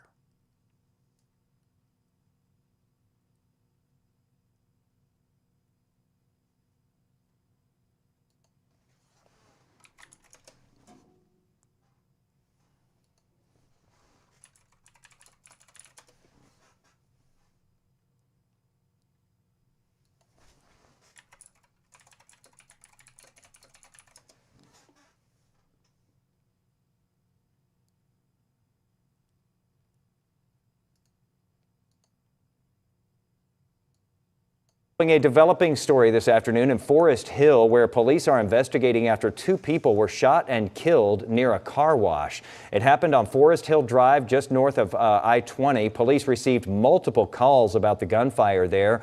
Family members of the victims tell us the 2 who were killed were a man and his 5-year-old daughter. The father is a well-known Fort Worth rap artist, Get Money Lil Ronnie.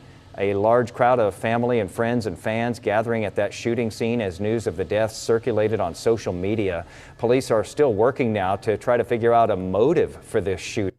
A 30-year-old man and his 5-year-old daughter were murdered at a car wash in the Fort Worth suburb of Forest Hill. At this point, off Forest Hill Drive, and a baby. Family members tell Fox 4 the victims are. Police in Forest Hill are investigating another deadly shooting in the city. This one happened at a drive-through car wash just off. Being finally brought down by Forest Hill police. You could still see part of the scene unfolding here. Yeah, I'm going to be honest with you. I'll be surprised if they don't solve this murder really quickly. I mean, too many cameras. I feel like I could have police in Forest Hill are identify a little bit of what was going on based on the not really grainy, but that amateur surveillance footage. So I definitely think they're going to get arrested. I just don't know who he's beefing with. Let me see if I can figure it out. Lil Ronnie. This is all you got to do to find out the niggas who killed him. This song. Who he beefing with? Let's see. Do it up. There's too much hungry niggas in Fort Worth that know you a bitch. Your shit nice too on the set. I know I gave you the idea with the change, gotta change situation. I fuss with it. I just want to see how long you gonna have that motherfucker. I know you go to show you go to the corner store on Blood, you take that bitch off your neck. On the set, nigga, if you in the city, boy, I know you ain't gonna go to no corner store without taking that shit off your neck, Chuck. Do it up. There's too much hungry niggas in Fort Worth that know you. Yo, rappers, man. Listen, y'all gotta try to have a better shelf life, okay? Listen, this goes for everybody who's not in LA, because in LA, all I see is back and forth.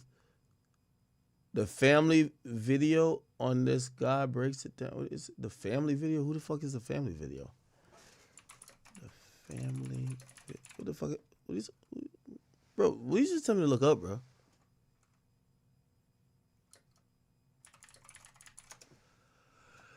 Are you talking about this? Who's the family? Oh, they identified the nigga already? What's up, fam? This your boy, Cut to the Chase TV. Be sure to hit the like and subscribe. That one of dead. So with the streets, everybody used to have this code around my town. Women and children is off limits before fleeing the scene. The Texas Rangers are spearheading this investigation with the assistance of a Forest Hill criminal division justice. We don't need that right now, man. Oh, they already found the niggas.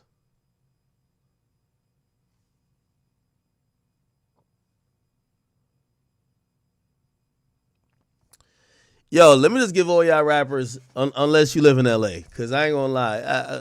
With all due respect to L.A., I ain't seen one fade or one. I don't see nothing happening over there. Everybody's podcasting, just talking shit, nothing happening. But if you live in Chicago, you live in Philadelphia, you live in Atlanta, word to the wise, if you're coming up and you want to be in this lane of talking shit, just move to another county from your opera. That's all you gotta do, bro. Like, you can't be in the same city as y'all. Nigga, this is what you do, nigga. You go there once every 2 weeks. You pop out with all your niggas. You take pictures everywhere. You act like you there.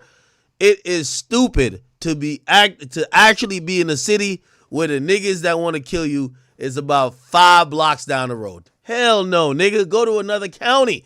Talk shit online. Don't be actually at the gas station in the city where the nigga that want to kill you is at.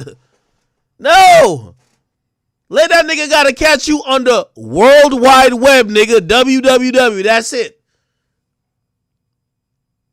There's probably only one car wash in that little rinky-dink town. Hell nah. Don't let him catch you there. If niggas want to catch you, they gotta go to Instagram.com and put your @ name in. I'm telling you. Like, I've always wondered, I'm like, listen, only in LA niggas is beefing for 20 years and you're like, wait, y'all both still alive? Nigga, in Chicago, they can't wait to kill a nigga. So I'm just giving a word to the wise. If y'all are upcoming rappers, as soon as you get a little bit of money, if you claim all your ops is in this town, just leave the town. You can still diss them, but at least diss them in the comfort and safety of you behind your phone. Said Texas is more strapped. I mean, every place got guns, though. Somebody said they can't believe the daughter got caught up in this. So I'm reading some people saying that they executed the daughter, which is like, whoa. Yo, what type of beef is this? This some Chicago beef shit. This some Julio Folio shit right here. What? What you mean they killed the daughter execution style? Because that's what I'm watching them trying to run down on the dude. I ain't gonna lie to you. Bro, I'm not even trying to be funny or nothing, but that nigga probably was nice as shit as Tag. That nigga was on some... I'm not trying to be funny. On some real shit. Because they were trying to catch that nigga. That nigga was like, nah, nigga, nah. Like, he started running around the garbage can type shit. Yeah, like, that nigga was moving type shit. I ain't gonna hold you.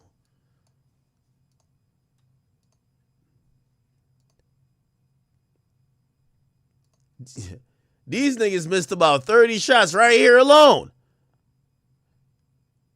Here's my thing. Why did he turn? It got to be more than 2 shooters because he's running away. The shooters look like they're over here, right? Yo, chat, I can't help but do police work, can I? Nigga, as soon as I bring this up, nigga, we about to figure out something. We about to figure out the criminals right now. I know somebody watching like, damn, this nigga can't help but do police work. Okay, so the shooters is over here. If he's running this way, I get it. You don't want to run straight because, like, you can get shot, duh.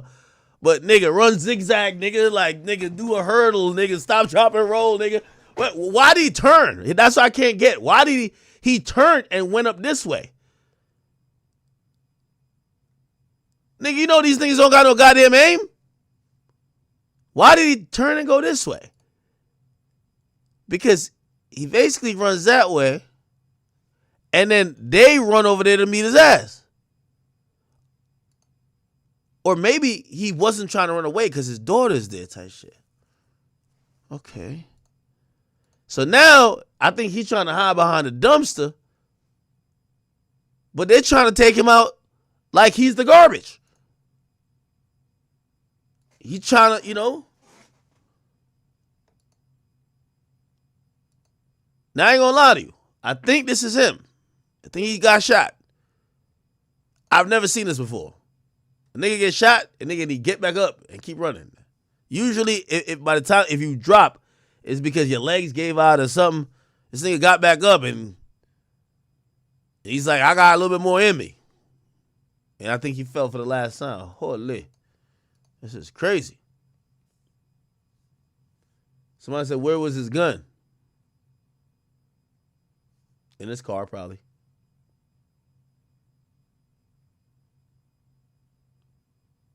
In his car. You said adrenaline? I gotta think he was trying to double back for his daughter, bro. I'm wondering what type of beef they got that they executed the daughter, bro.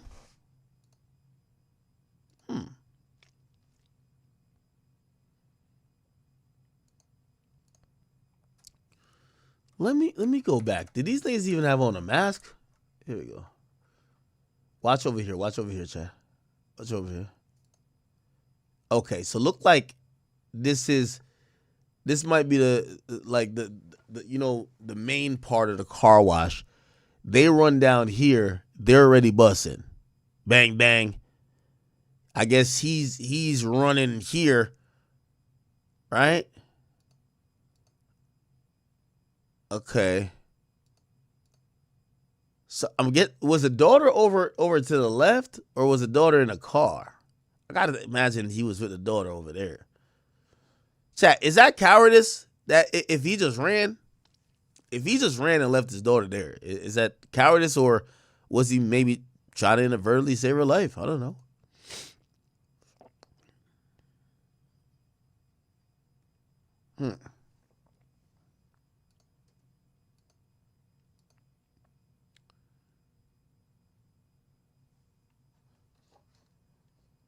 Chat, what video could I watch?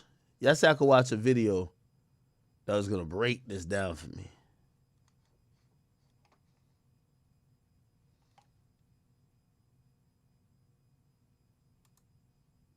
Let me see.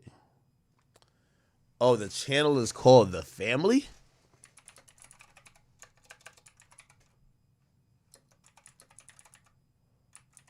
Huh? The fuck?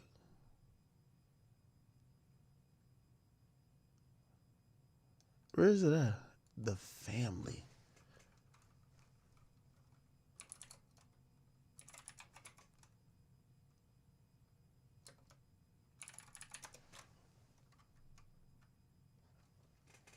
Am I retarded? Let me try to. The Family.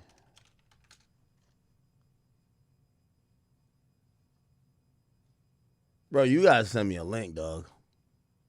I never heard about no channel called The Family.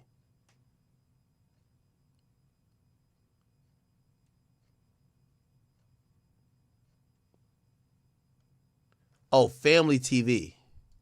Oh, okay. That's so generic. Oh, this nigga right here? Okay. Oh, okay. All right, this nigga look like he about to... This nigga about to do some prime snitching. I like this. When the family... I always say you're like a myth, man, because you're you're always in the middle of some shit, but you're never myth. Lil Ronnie, man, how you been? Cool, gambling. Man, I always say you're like a myth, man, because you're always in the middle of some shit, but you're never in the middle of it. You know what I mean? Hey, come on, man. Hey, glass house was 10-4. Straight drop hit like 10-4. Hey, real trapper house on my kinfolk. Turn a good girl. And ain't now one of you niggas have did nothing to CJ. There's been a lot of talk, but you have got touched. And your partner, he have got touched in the worst way. On blood game, man. You niggas don't got not one dead op. It's not one killer that bang folk eat at the city. No, hey, he dangerous. Not one. On blood, nigga, free. Wait, these niggas is moving like they from Chirac? That's what they're going on with in Fort Worth and Dallas? All my little brothers, niggas know we been smacking shit. I got too many niggas up under my toe. That's why I don't pop out. I don't do none of this shit you niggas can do. Y'all don't have no real beef. All y'all niggas shit, some kid, petty, rap shit, man. Leave me up out of that. Come to the, oh my damn mama, you can't go to that car wash, boy. Yeah, them niggas been kicked you up out of murder gang. Nigga, stop playing. The Southside was never accepting you, gang. People are... Nigga, what the fuck? Who's this guy? That's not Ronnie's. Out of that. Come to the, oh my damn mama, you can't go to that car wash, boy. Wait, this ain't Ronnie, right? Is that Ronnie?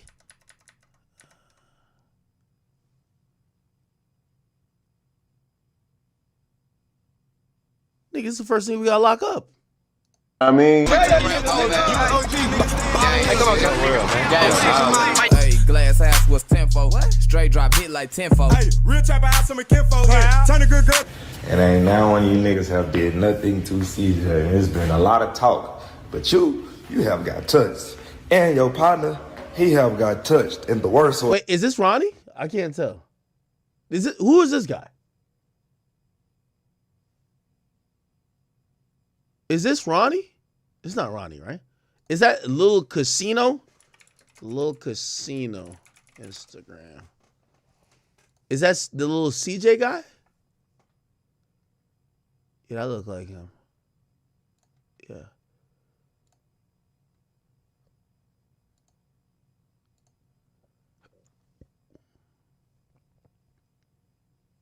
I would have been washing the car in my crib my damn self after that shit. The fuck? Boy, yo, stop on blood game, man. You niggas don't got not one dead op. There's not one killer that bang folk eat at the city. No, hey, he dangerous. Not one.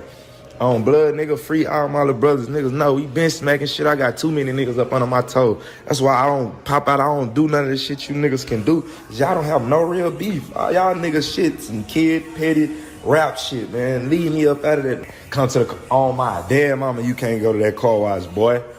Yeah, them niggas been kicked you up out of murder gang. Nigga, stop playing. The Southside was never accepting you, gang. People are dead after a shooting at a car wash in Forest Hill, just outside of Fort Worth. Now, this is a scene that is still very active at this point. As the shooting at a car wash. Nah, hold on, I gotta go get some Hennessy for this. This is prime coonery. Hold on, man. Shit, some kid, petty, rap shit, man. Leave me up out of that. Come to the, oh my damn mama, you can't go to that car wash, boy. Yeah, them niggas been kicked you up out of murder gang. Nigga, stop playing. The Southside was never accepting you, gang. People are dead after a shooting at a car wash in Forest Hill, just outside of Fort Worth. Now, this is a scene that is still very active at this point. The shooting at a car wash that left 2 people dead. Family members are saying one of the victims is a child. Somebody came through shooting and killed him and the baby. He was a good kid, y'all. He was. He didn't bother nobody. He didn't. It's 2025. A lot of things has changed. One of those things is having morals and being in the streets. Nowadays, that's ludicrous. Fam, it's a gruesome war that's going on in Fort Worth, Texas. And even the kids not off limits. Now, this war been going on for some years now. And it's not hard to find out who they beefing with, because everything is on social media. And sure, I could be here all day telling you guys this beef and its history. Some of these stories we already covered. We talking about friends turned enemies, once rap buddies, even performing together, to becoming each other worst nightmare. There's even beef within their own cliques. And you know what they say, fam. When there's war, you're guilty by association, which leads us to the latest tragedy in this gruesome war, and why we're here today. Within the last 24 hours of me making this video, a man was gunned down broad daylight at a local car wash, in the presence of his 5-year-old child, who was also gunned down in the process. See what I mean by morals is non-existing in 2025? And the crazy part about this story after doing my research, of course we got a lot to talk about, but one of this young man's alleged enemies had went to social media just 4 months ago and exposed him for being at a car wash that he was allegedly kicked out of. And to say that this man had lost his life at a car wash, it makes you wonder, does the two coexist? But nonetheless, we go over this story. Yo, little CJ, man. Just bring your ass down to the precinct, man. We got a couple questions for you, nigga.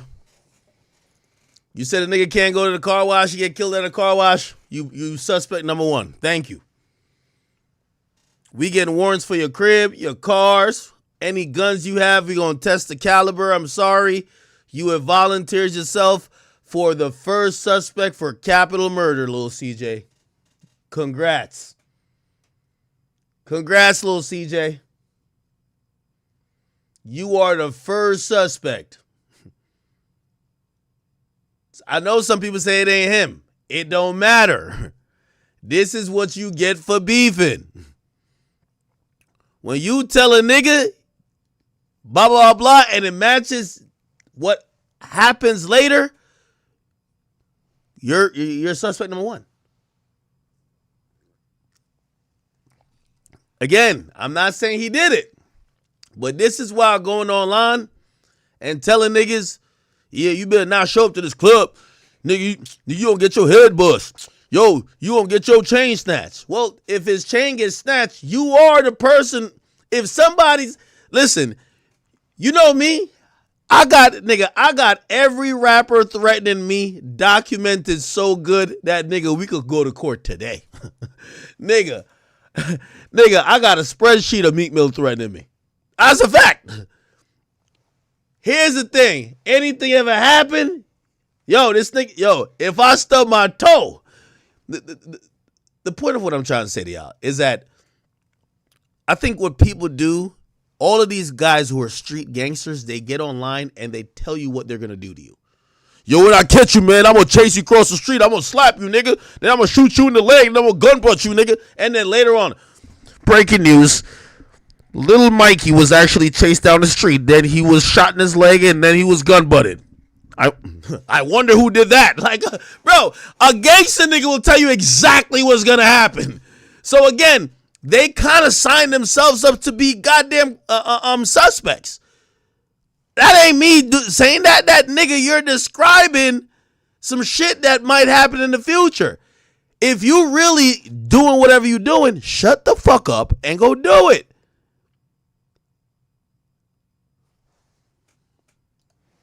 We pay our respects. We see who this young man is, the legacy he left, where he come from, his alleged gang, his affiliations, and how he lost his life. But before we go over this one, I want you guys to remember, I won't give you no angle. I just give you the story. So with that being said, make sure you like, comment, and subscribe. We're going to jump right to it. Somebody said, but Ak, you got 50 guns? Yeah, well, that matters at the crib. You know what I mean? There's still the castle doctrine. You can't wild out too crazy, but you do have some right to defend yourself at the crib. The thing in Jersey is that you go outside your crib, yeah, I have a gun on me, but nigga, they always tell you if you pull it out, you better kill somebody. If you're in Texas or if you're in Florida, you have a much liberal way of using your gun to defend yourself. In Jersey, you literally have to feel like you finna die. You can't pull that gun out any other way. You know what I mean? Outside of your crib. You know, I mean, even inside your crib too. So, Jersey ain't a great place for guns. You know what I mean? At least you're allowed to have it, or at least I got it.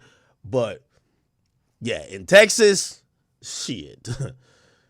Texas be on that, Texas got that sheriff justice shit. Same way with Florida for the most part. Find me, Chucky Smith, a.k.a. Hood Fame Lil Ronnie, GS Lil Ronnie. He grew up in... Yeah, by the way, I'm not trying to, subvert what we're trying to do, but yeah, I understand. In Texas, a lot of people... I think open carries out there is legal. So, again, if you ask me my philosophy on weapons, I'm a really pro-weapons type of person. I'm a Second Amendment type of guy. I think crime will actually go down if everybody had a gun. I want everybody to have a gun. Because niggas even gonna talk to you different when they know that you could shoot them too. The thing is, a lot of times you see criminals, they prey upon people because they're like, I got this super weapon, which is a gun, and you don't got one. You get what I'm saying? You ever see these videos of niggas trying to either break into a house or whatever? Everything sounds good till bullets start flying the opposite direction of where you're supposed to go. That's how niggas get the message. So I think really everybody that's responsible, of course, background checks, I think every responsible person should have a gun. Because it will deter niggas from doing dumb shit when they know they could get killed. Play dumb games, get dumb consequences. You get what I'm saying? So anyway, let's get back to this. Make sure you like, comment, and subscribe. We're gonna jump right to it. Find me, Chucky Smith, aka Hood Fame Lil Ronnie, GS Lil Ronnie. He grew up in Fort Worth, Texas, and considered himself the world's best gambler in Texas. Yes, sir. Best gambler in motherfucking Texas with another PS motherfucking A. Still ain't met a nigga that can beat me to this day. Literally. Tag your opponent, tag your motherfucking best gambler, whatever city and what state. We might pull up, get that nigga a flight one way. Come out here and get your motherfucking appointment. You see, this ain't nothing but motherfucking opportunity. No, this ain't no prop money. This is opportunity when you see this shit. Literally. One night, couple bets, you can get this kind of shit. But all you gotta do is hit the DM and tap in and get your motherfucking appointment. Every day when I say book your appointment, I don't be bullshit. We'll pull up to your apartment, your CNC, your hotel. We can make it a quick visit, but we're gonna make it private. Literally, we don't want no roaches in that motherfucker trying to make $1 into something. Literally. But book your motherfucking appointment. Get at who you know that might know us, somebody you know that know us, and you can get verified. Literally, but best gambling motherfucking Texas. I'm talking about from dice, dominoes, spades, cards, deuces, goldfish. We'll kick a motherfucking 6-year-old ass. Literally. He's also an aspiring rapper with hundreds of thousands of views on YouTube. As mentioned, he rep Hood Fame and also 4E. Now 4E and Hood Fame biggest artists from the outside looking in is Go Yayo, a man who currently allegedly signed to Say Cheese TV, but unfortunately his antics is outshining his ability to rap and make it out because he's back incarcerated as we speak. Speaking of Say Cheese TV, Hood Fame Lil Ronnie also went to Say Cheese last year and did an interview. He spoke on not seeing his dad since the age of 9. His mom on drugs growing up and him having to jump off the porch at the age of 9. That's average. But even if it ain't average, I'm just saying, this what she was doing at the time. I'm 8th grade. My brother went to the pen. My grandmama died. And my mama strung out in the street. Yes, I'm in the streets.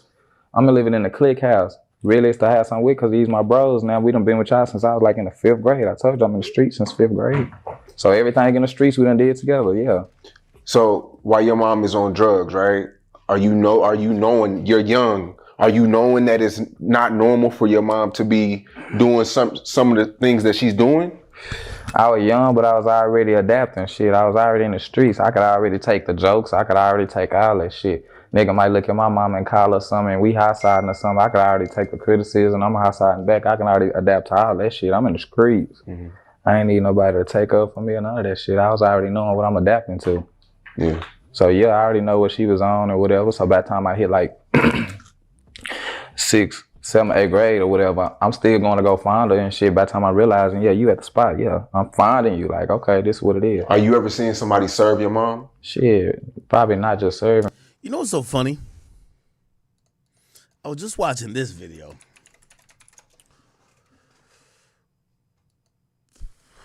What's the name? Rainwater, Say Cheese. Basically, Rainwater was saying to Sean Cotton, he was just like, yo, bro, this platform is responsible for people dying. And I was just like, what the fuck? I was like, why is Rainwater even saying certain shit like that? Let me see if I can find it. Oh, that wasn't a crime, though. They don't got timestamps on this, do they? Fuck. Like when I said you can't be mad at Yellow because Yellow agreed. Paying for your last resort, and you already have. They wasn't. No, actually. Like that's what y'all need to do. That's what I'm saying. I understand the bigger picture because I had an artist that died. So you got to correct it before it happened. You know what I'm saying? So, you know, at the end of the day, I believe they need to be back friends. I think so too. Yeah, I seen him on here. By the way, I like this Rainwater guy, man. I don't know. I don't think he likes me that much, but when I watch content with him, he kind of asks a lot of questions that I would ask, honestly. Let me see if I can find this on this page. He basically was saying, yo, right now in Dallas, Fort Worth, shit is getting hot. And I was just like, what the fuck is he talking about? After seeing this shit, I'm like, oh, that nigga was right. Let's see if I can find it. Rainwater. Okay. I don't know if they put up that clip. Anyway, it's in the full podcast. The full podcast literally has him. Let me see if could I bring it up. Where is that? Where is it?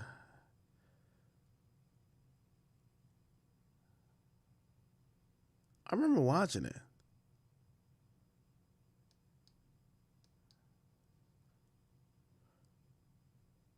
Oh, here we go. Adam and Wack poked his head in the door, trying to have a serious conversation. Offered something. Songs. It's 21 on here. This dude right here might be popular after he read it. Nah. Street critical. Yeah, the king shit. He better than Junior moving around. Junior Is moving. that right? Fucking lie. And it didn't necessarily work. That's the world. Yeah. It's the blood. As long as I can. Anyway, I can't find it, but he did say something like that, and I remember, like, I think he was even critical of, like, Sean Cotton having the hood fame Go Yayo dude on there, and he was crashing out. That nigga was crashing the fuck out. Great interview, but he was crashing out, and I ain't gonna lie to you, I think I'm just used to LA shit, because ain't none of these LA niggas doing, play this. The last murder we heard about in LA, nigga, it took a Chicago nigga to go get it cracking over there. That was Darky, yo, and yo, that was somebody in them had to go try to holler at Quando. You know what I mean? Like, the LA niggas, all they doing is, that's all they doing on the mics. Let's keep it a beam, bro. No disrespect to LA. We love y'all, bro. But like, y'all just podcasting. Them Chicago niggas, they getting it cracking. They don't care if it's in town, out of town. They getting it cracking. Feel me? I ain't know these Dallas niggas was like that. I'm sorry. I apologize. I wasn't familiar with their game. I'm sorry. In front of me, but y'all know what it is. Did you ever get emotional? Hell no, it's the streets. I take that back. When I got a little older and realized what the fuck going on, hell yeah, I might get emotional. What the fuck, nigga? What? Nah, you ain't doing that in front of me. I'm saying, because you have kids that you go to school with that have their mom and dad, and you know. Yo, I ain't had Sonics in a minute. You seen that cup? Chat, what y'all order at Sonic? Yo, chat, should I start a series? I'll go to every fast food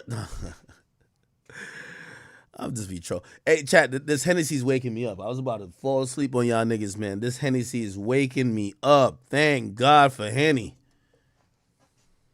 Oh, you kind of like without. You were never like, damn, I wish I could experience what these other kids are experiencing. It's different though when you adapt it to what you motherfucking really reality. Okay. Hell nah, nigga, I swear to God, I don't glorify, but I don't want to change this shit. I'm good. Yeah. Where's your dad at? I ain't seen him since I was 9. So you really like out there, just and where's your grandparents at? My grandmama died. Okay, so and then his daddy died probably like 2 or 3 years ago. So you're really doing all this shit on your own. Yeah. How are you making ends meet? Like shit, I adapted to the streets a long time ago. Like I ain't just start making ends meet. I ain't just start making it happen how I do. You feel me? Yeah. When I was in school and shit, I'm living with niggas that had some niggas. My bros, they got. It's 3 of them. I'm living with niggas of 3 brothers. They got kids already in 8th grade. One of them got a kid already in 8th grade. So before I even look up to ask your mama, hey man, do this, even though she would have, cause she was real who she was. But I'm just saying, before I even look up, I'm planning on you to even pay for my school clothes and shit. You know what I'm saying? I was trying to make sure that I could do that kind of shit. So probably in high school and shit, I was trying jobs at and shit at one point. You know what I'm saying? Because your mom was hooked on drugs, did you look at selling drugs differently? Like, I don't want to sell nobody else mom drugs, or, you know, did that kind of make you stay away from drugs? I mean, you're smoking right now, but on the trapping standpoint, did that make you look at being a drug dealer different? Like, I don't want to do that. Man, my mama was hanging with niggas that I was hanging with, aunties and mamas and all that shit, so it looked kind of average. Everybody that was damn near motherfucking coming around was damn near doing it. So, you know what I'm saying? So you look, some of that shit was looking average. I'm in the slums. I'm in the hood. I'm in the motherfucking hood where that shit is average. You know what I'm saying? You adapt to that shit, but where I'm going and where I grew up, and then I realized, like, nah, it ain't average, but you don't change your emotions or nothing like that, bro. When I got older and quit working jobs, I went and got in a spot. I went and bought a spot.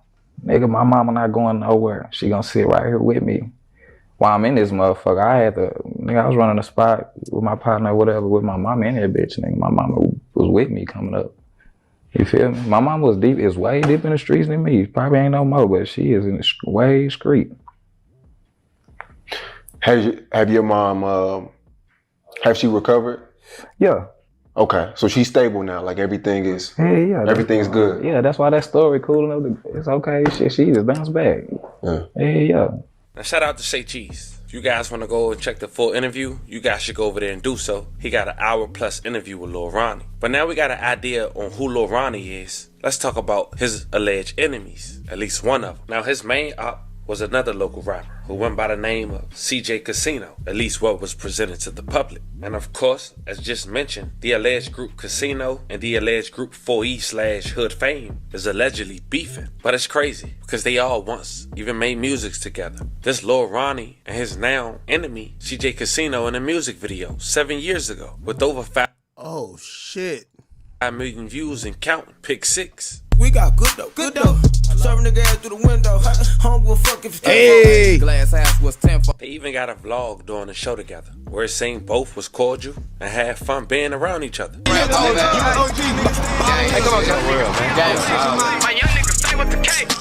things went left. And to give you an idea of CJ Casino from the outside looking in, according to what's public, Casino even had beef within their own group. A guy who's also another aspiring rapper who go by the name of Bugatti Casino had he looks scary. tension with CJ Casino. And a couple years ago, Bugatti Casino twins' mother had lost her life due to gun violence. The day she lost her life, CJ Casino had posted on Instagram, "Free Bugatti." And then the world knew it was really tension within the group. Now Bugatti briefly spoke on losing his baby mother. Check it out. Like losing your mama, bro, that shit, like, it's a big difference in life, bro.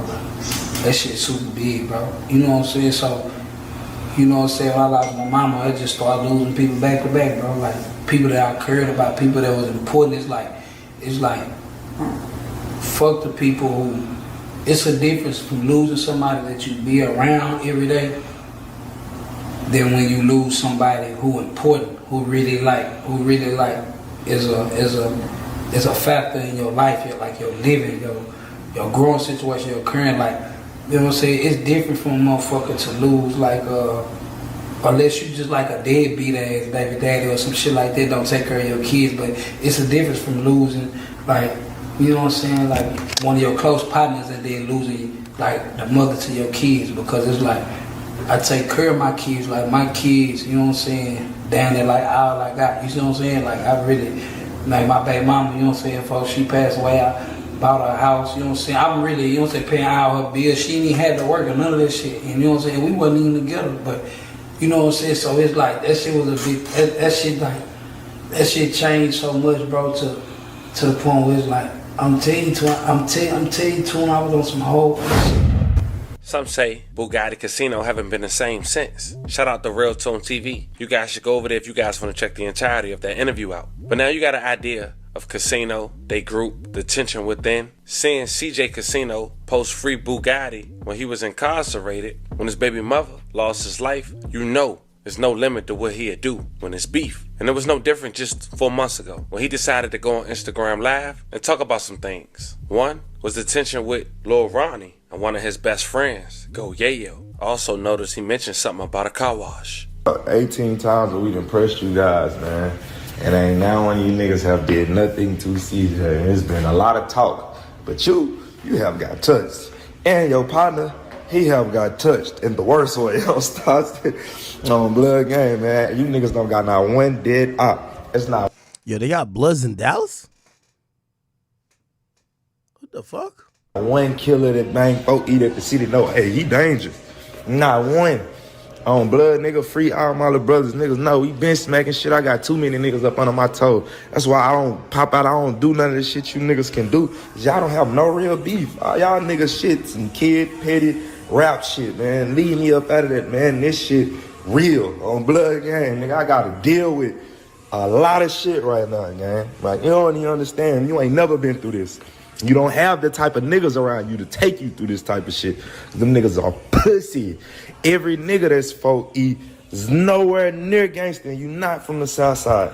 You can't go to Agland. Why you trying to that nigga try to talk walk? I'm from Agland. Come to the oh my damn mama, you can't go to that car wash, boy. Yeah, them niggas didn't keep you up out of murder gang. They stop playing. The south side was never accepting you, gang. You are from Lil Vegas. Keep pushing that shit. Stop saying you from the south side, gang. Claim Lil Vegas like how y'all came out, because y'all know the south side was not accepting y'all. Nigga, I'm more respected on this. And that's a fact, nigga. Them niggas how they just had you Chucky and them running out that goddamn Airbnb. Dick and ball swinging on Blood Game. Left that boy ass naked. He come out that motherfucker. Dick and ball swinging, and I know because Mad Max was there. Yeah, free Mad Max on Blood. You were pulling up. Mad Max? Oh, that's a demon. Who's that? Who's Mad Max? Yeah. Yeah, he told me about how that nigga came out that whole dick and ball swinging. He had to give him a shirt. So this is the CJ Casino nigga? The way he talking, he need to be on the stand. I swear to tell the whole truth and nothing but the truth, but I so help me God. Keep one hand up and one hand on the Bible. You about to testify, gang. You talking too much on live. You gonna testify. Yeah, nigga, I'm more respected on the south side than you lame ass niggas. And that's a fact, nigga. Them niggas how they just had you Chucky and them running out that goddamn Airbnb. Dick and ball swinging on Blood Game. Left that boy ass naked. He come out that motherfucker. Dick and ball swinging, and I know because Mad Max was there. Yeah, free Mad Max on Blood. You pull. Yeah, I know the crime went down because my man Mad Maxie was there. By the way, free him. He got locked up for it. Free him. Some good shit. Pulling up. Yeah. Yeah, he told me about how that nigga came out that whole dick and ball swinging. He had to give him a shirt on Blood Game. Well, y'all nigga might well go hide somewhere. Go up on the crowd. Nah, you got to say on Paru. Ain't Paru like saying on Blood Game? Nah, just say Paru. Paru sound better. On Paru. All up on the rock. Because that rap shit is over with for y'all, man. It's just y'all doomed. Boy, that wasn't no car wreck either back then when you flip. Damn. This nigga don't like car washes, car wrecks. He don't like nothing with cars. A couple of times because you thought you was safe enough to go to a club in my city. Yeah, how them boy had you in the neck brace in the hospital. You all on Twitter thanking God that you still alive. But guess who have touched CJ? Who? Nobody. Nobody. Hold on, chat. I gotta start creating shit for my soundboard. Nobody, baby. Hold on.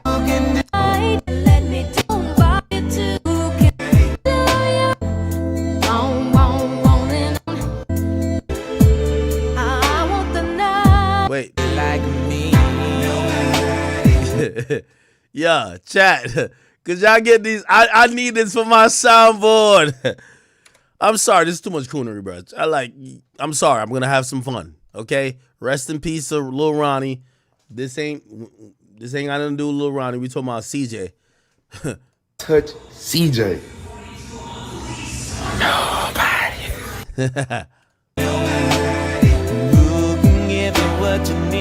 Nobody. I'm sorry. That's what it reminded me of. I'm sorry. Trust me, if them niggas didn't do anything to me, they would have been came on this motherfucker and said it. Like, I can merch. That nigga hung out the window on that boy the first day we got into it. We didn't wait. You thought we was spud.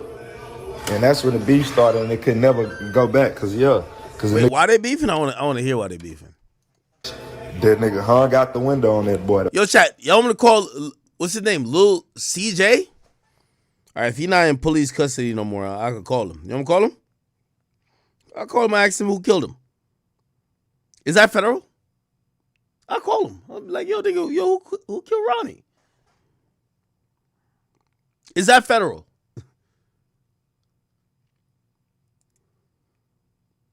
Yo, chat, I ain't gonna lie, let me tell you this. Somebody told me this years ago. This when I was like 25, right? Somebody told me this, and this is true. They said, the older you get, the less you give a fuck. That's a fact. Bro, I don't got time to play games. I'm like, all right, man, let me call CJ and ask, yo, bro, did you kill a nigga or not, bro? Oh, that's federal? All right, my bad. My bad? What the fuck? Look at y'all niggas in the chat. Fucking said, I can merch. That nigga hung out the window on that boy the first day we got into it. We didn't wait. You thought we was spoiled. And that's when the beef started and it could never go back. Cause the nigga got dead on your motherfucking ass the first day. We didn't let this shit carry on blood. Y'all seeing this internet shit that y'all been seeing for years, but it was smoke first day and no shots was fired at us. See what I'm saying? But shots was fired. See what I'm saying?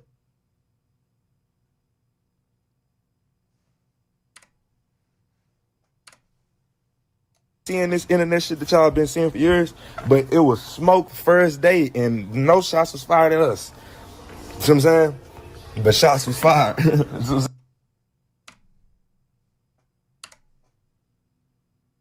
I seeing this internet shit that y'all been seeing for years, but it was smoke first day and no shots was fired at us. See what I'm saying? But shots was fired.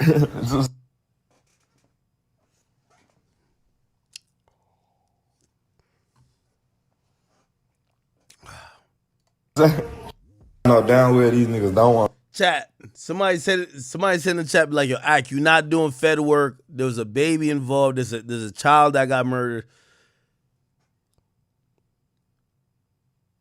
You want us to figure out who did this? We can figure this shit out in like 20 minutes. I ain't gonna, like this shit, like the takeoff shit. I felt like I had to do a lot to get the takeoff shit. This shit, I could figure out who did this crime in 20 minutes. I promise you, nigga. And I don't got no police technology, nigga. I only have the internet and Google. I'll figure out the niggas who should be arrested in 20 minutes. I don't know, I don't really care that much, like, respectfully. But on a bump, they don't want to meet, they don't want to look us in our eyes, and that's a fact. Because on blood, if it was any type of mutual shit and y'all really want to resolve something, you wouldn't be saying all this crazy shit. You want, yo, dad, and y'all really think these niggas want to meet up with us, gang? What is wrong with y'all on blood, gang? Yeah, all this shit safe until it's time to meet up when you done said all this shit. Now you scared, you shaking in your boots on blood, gang. I'm knowing. Y'all got to stop letting this internet shit fool y'all, because all this shit with clout. The interview was for clout because the nigga music not selling. All this shit, all you calling out niggas and all this shit, gang, nigga do not want to bump into nobody. Why he said all this disrespect? Nobody finna super disrespect a nigga, say shoot words and say I want to punch. You is clout chasing, gang, and you not trying to see nobody in person ever in life. Like ever. Hey, show that house you in, gang. Turn me up. I don't give a fuck. I'm gonna go put that shit on, y'all. What the hell say back to the south? All right, bitch. Now, if you thought that live was hot, it get hotter. He also posted some DMs between him and Goyebo, which is Lil Ronnie, close friend. And the sad part about this, kids was even mentioned in these DMs. Goyebo allegedly wrote, had my son in jail. Never met him but once in Fort Worth with my mama. When my sister whooped, laugh out loud. But you merged that. Poof, blew that shit up. CJ allegedly responded. On blood, he was in the backseat. Goyebo responded, laugh out loud. On blood, question emoji. Bro, my BM never had my son with her. Ever blow your dead mama up and I'ma expose you. Put it on your dead mama so I can expose you. You believe in that hoe? Boy, you sad. Laughing emoji. Boy, my mama got full custody of Kane. Crazy man. Had never seen him. But once, he been with my mama. Goofball. CJ Casino responded, where you think we was at? Goyeo responded, you a clown. Do better, little bro. Cause every time I hurt your feelings, it's the truth. CJ responded, when my dead mama and your son was there. I be trying to save you. I still got videos of her. He responded, okay, bet. Now watch this. As you can see, fam, there's no morals. Mothers, baby mothers, kids, everybody a casualty to they war. Fast forward 4 months later, hood fame Lil Ronnie was gunned down at a car wash alongside his 5-year-old daughter in Forest Hill outside of Fort Worth, Texas. March 3rd, 2025, just before 11 a.m. Monday, Forest Hill police have responded to a self-serving car wash, Slappy's Car Wash on Forest Hill Drive, just north of I-20. Police said the caller said they heard about 20 to 30 gunshots, and upon arriving, a Dodge Challenger, bright red, and 2 deceased people, Chucky, aka Lil Ronnie, and his 5-year-old daughter, whose name has not been released to the public as of yet. May they both rest in peace, and love condolences to their families. As of now, no one has been arrested, and the motive hasn't been released to the public. Shooting at a car wash that left 2 people dead. Family members are saying one of the victims is a child. It happened at Slappy's Car Wash on Forest Hill Drive, just north of I-20. Our Caroline Vandergriff is live now with what we're learning this afternoon. Caroline. Karen, this is still an incredibly active scene with a lot of police here from multiple departments. The shooting happened behind the car wash, but this has been blocked off on all 4 sides. And just inside this police tape, what appears to be family and friends of the victim inside talking to police. There are a lot of bystanders out here as well who have come to the scene and gathered around. Now, we've been told by family a man and his 5-year-old daughter were the ones who were shot and killed here earlier today. They tell us he's a pretty well-known rapper in this area. One witness said she heard the shot. She said it sounded like at least 20 to 30 rounds. We've, of course, seen a lot of emotion out here today as family and friends take in this news. They're hugging and comforting one another. All we know is that he was told he was doing the call. A timeline as to when we could expect an update. But again, family here telling us it's a man and his 5-year-old daughter who just celebrated her birthday yesterday. Live in Forest Hill, I'm Caroline. Hey, all y'all niggas doing that corner. I ain't gonna lie, I'm a little lit. I'm gonna get off stream probably after this because probably gonna say some dumb shit. Yo, we have all the pity in the world and the sympathy. Unfortunately, these niggas been doing a lot of cooning and buffooning. Man, that 5-year-old ain't deserve to be involved in this. Yo, all y'all gangbangers, man, if you know you got beef in the streets, bro, make sure you taking care of your family, my nigga. Like, with all due respect, y'all niggas will incite certain shit, but please don't use your family, your kids, as shields. Like, again, I think this whole, like, even me thinking about the story sounds so crazy because of the 5-year-old child. Lil Ronnie, I just watched his documentary. It looked like he was talking shit. He was down with some shit. The niggas was getting at him. They all with some shit. Let me tell you this, man. I know we sit here and we cry a lot for people who lose their life, but a lot of times niggas is in mutual combat. We ain't got time for that. We just don't like bystanders and innocent civilians. With all due respect, a 5-year-old passing away in this situation that's the most egregious part of it. Whatever the fuck Lil Ronnie had with whoever, if y'all really was like that and y'all stand on that, and this is another thing, I think we got to send this message to these gangsters. If you're playing in the streets where you're in this belief that fuck cops, like you want to go get all that dumb shit y'all niggas be saying, could you please not have your kids around you? Not have your baby mamas, your mother around you, your aunties, your cousins. Like, please, if this is how you're treating it, bystanders around you.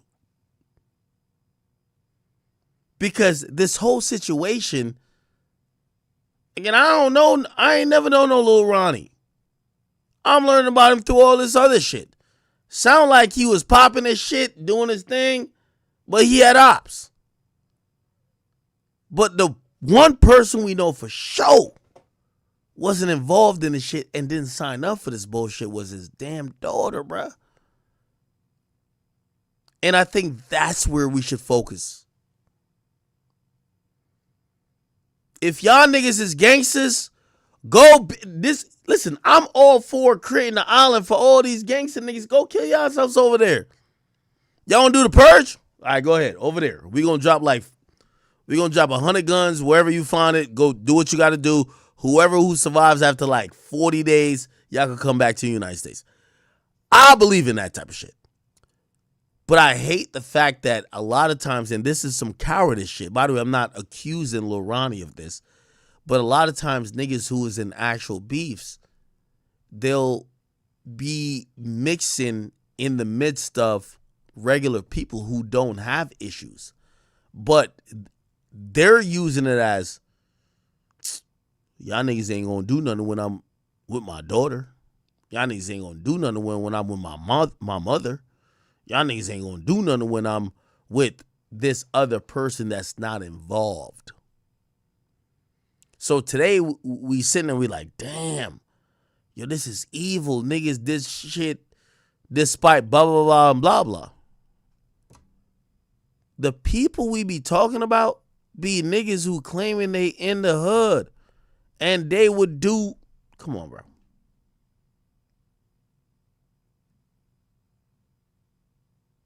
Wait, my stream cut out?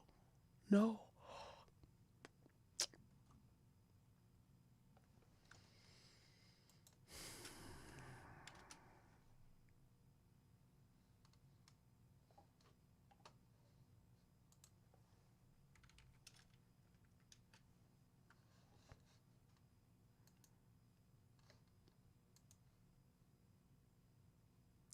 My mic? Wait.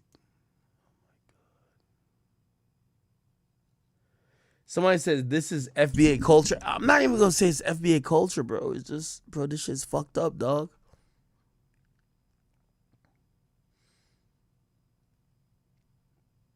This street culture assumes that there are hard no's and hard yeses.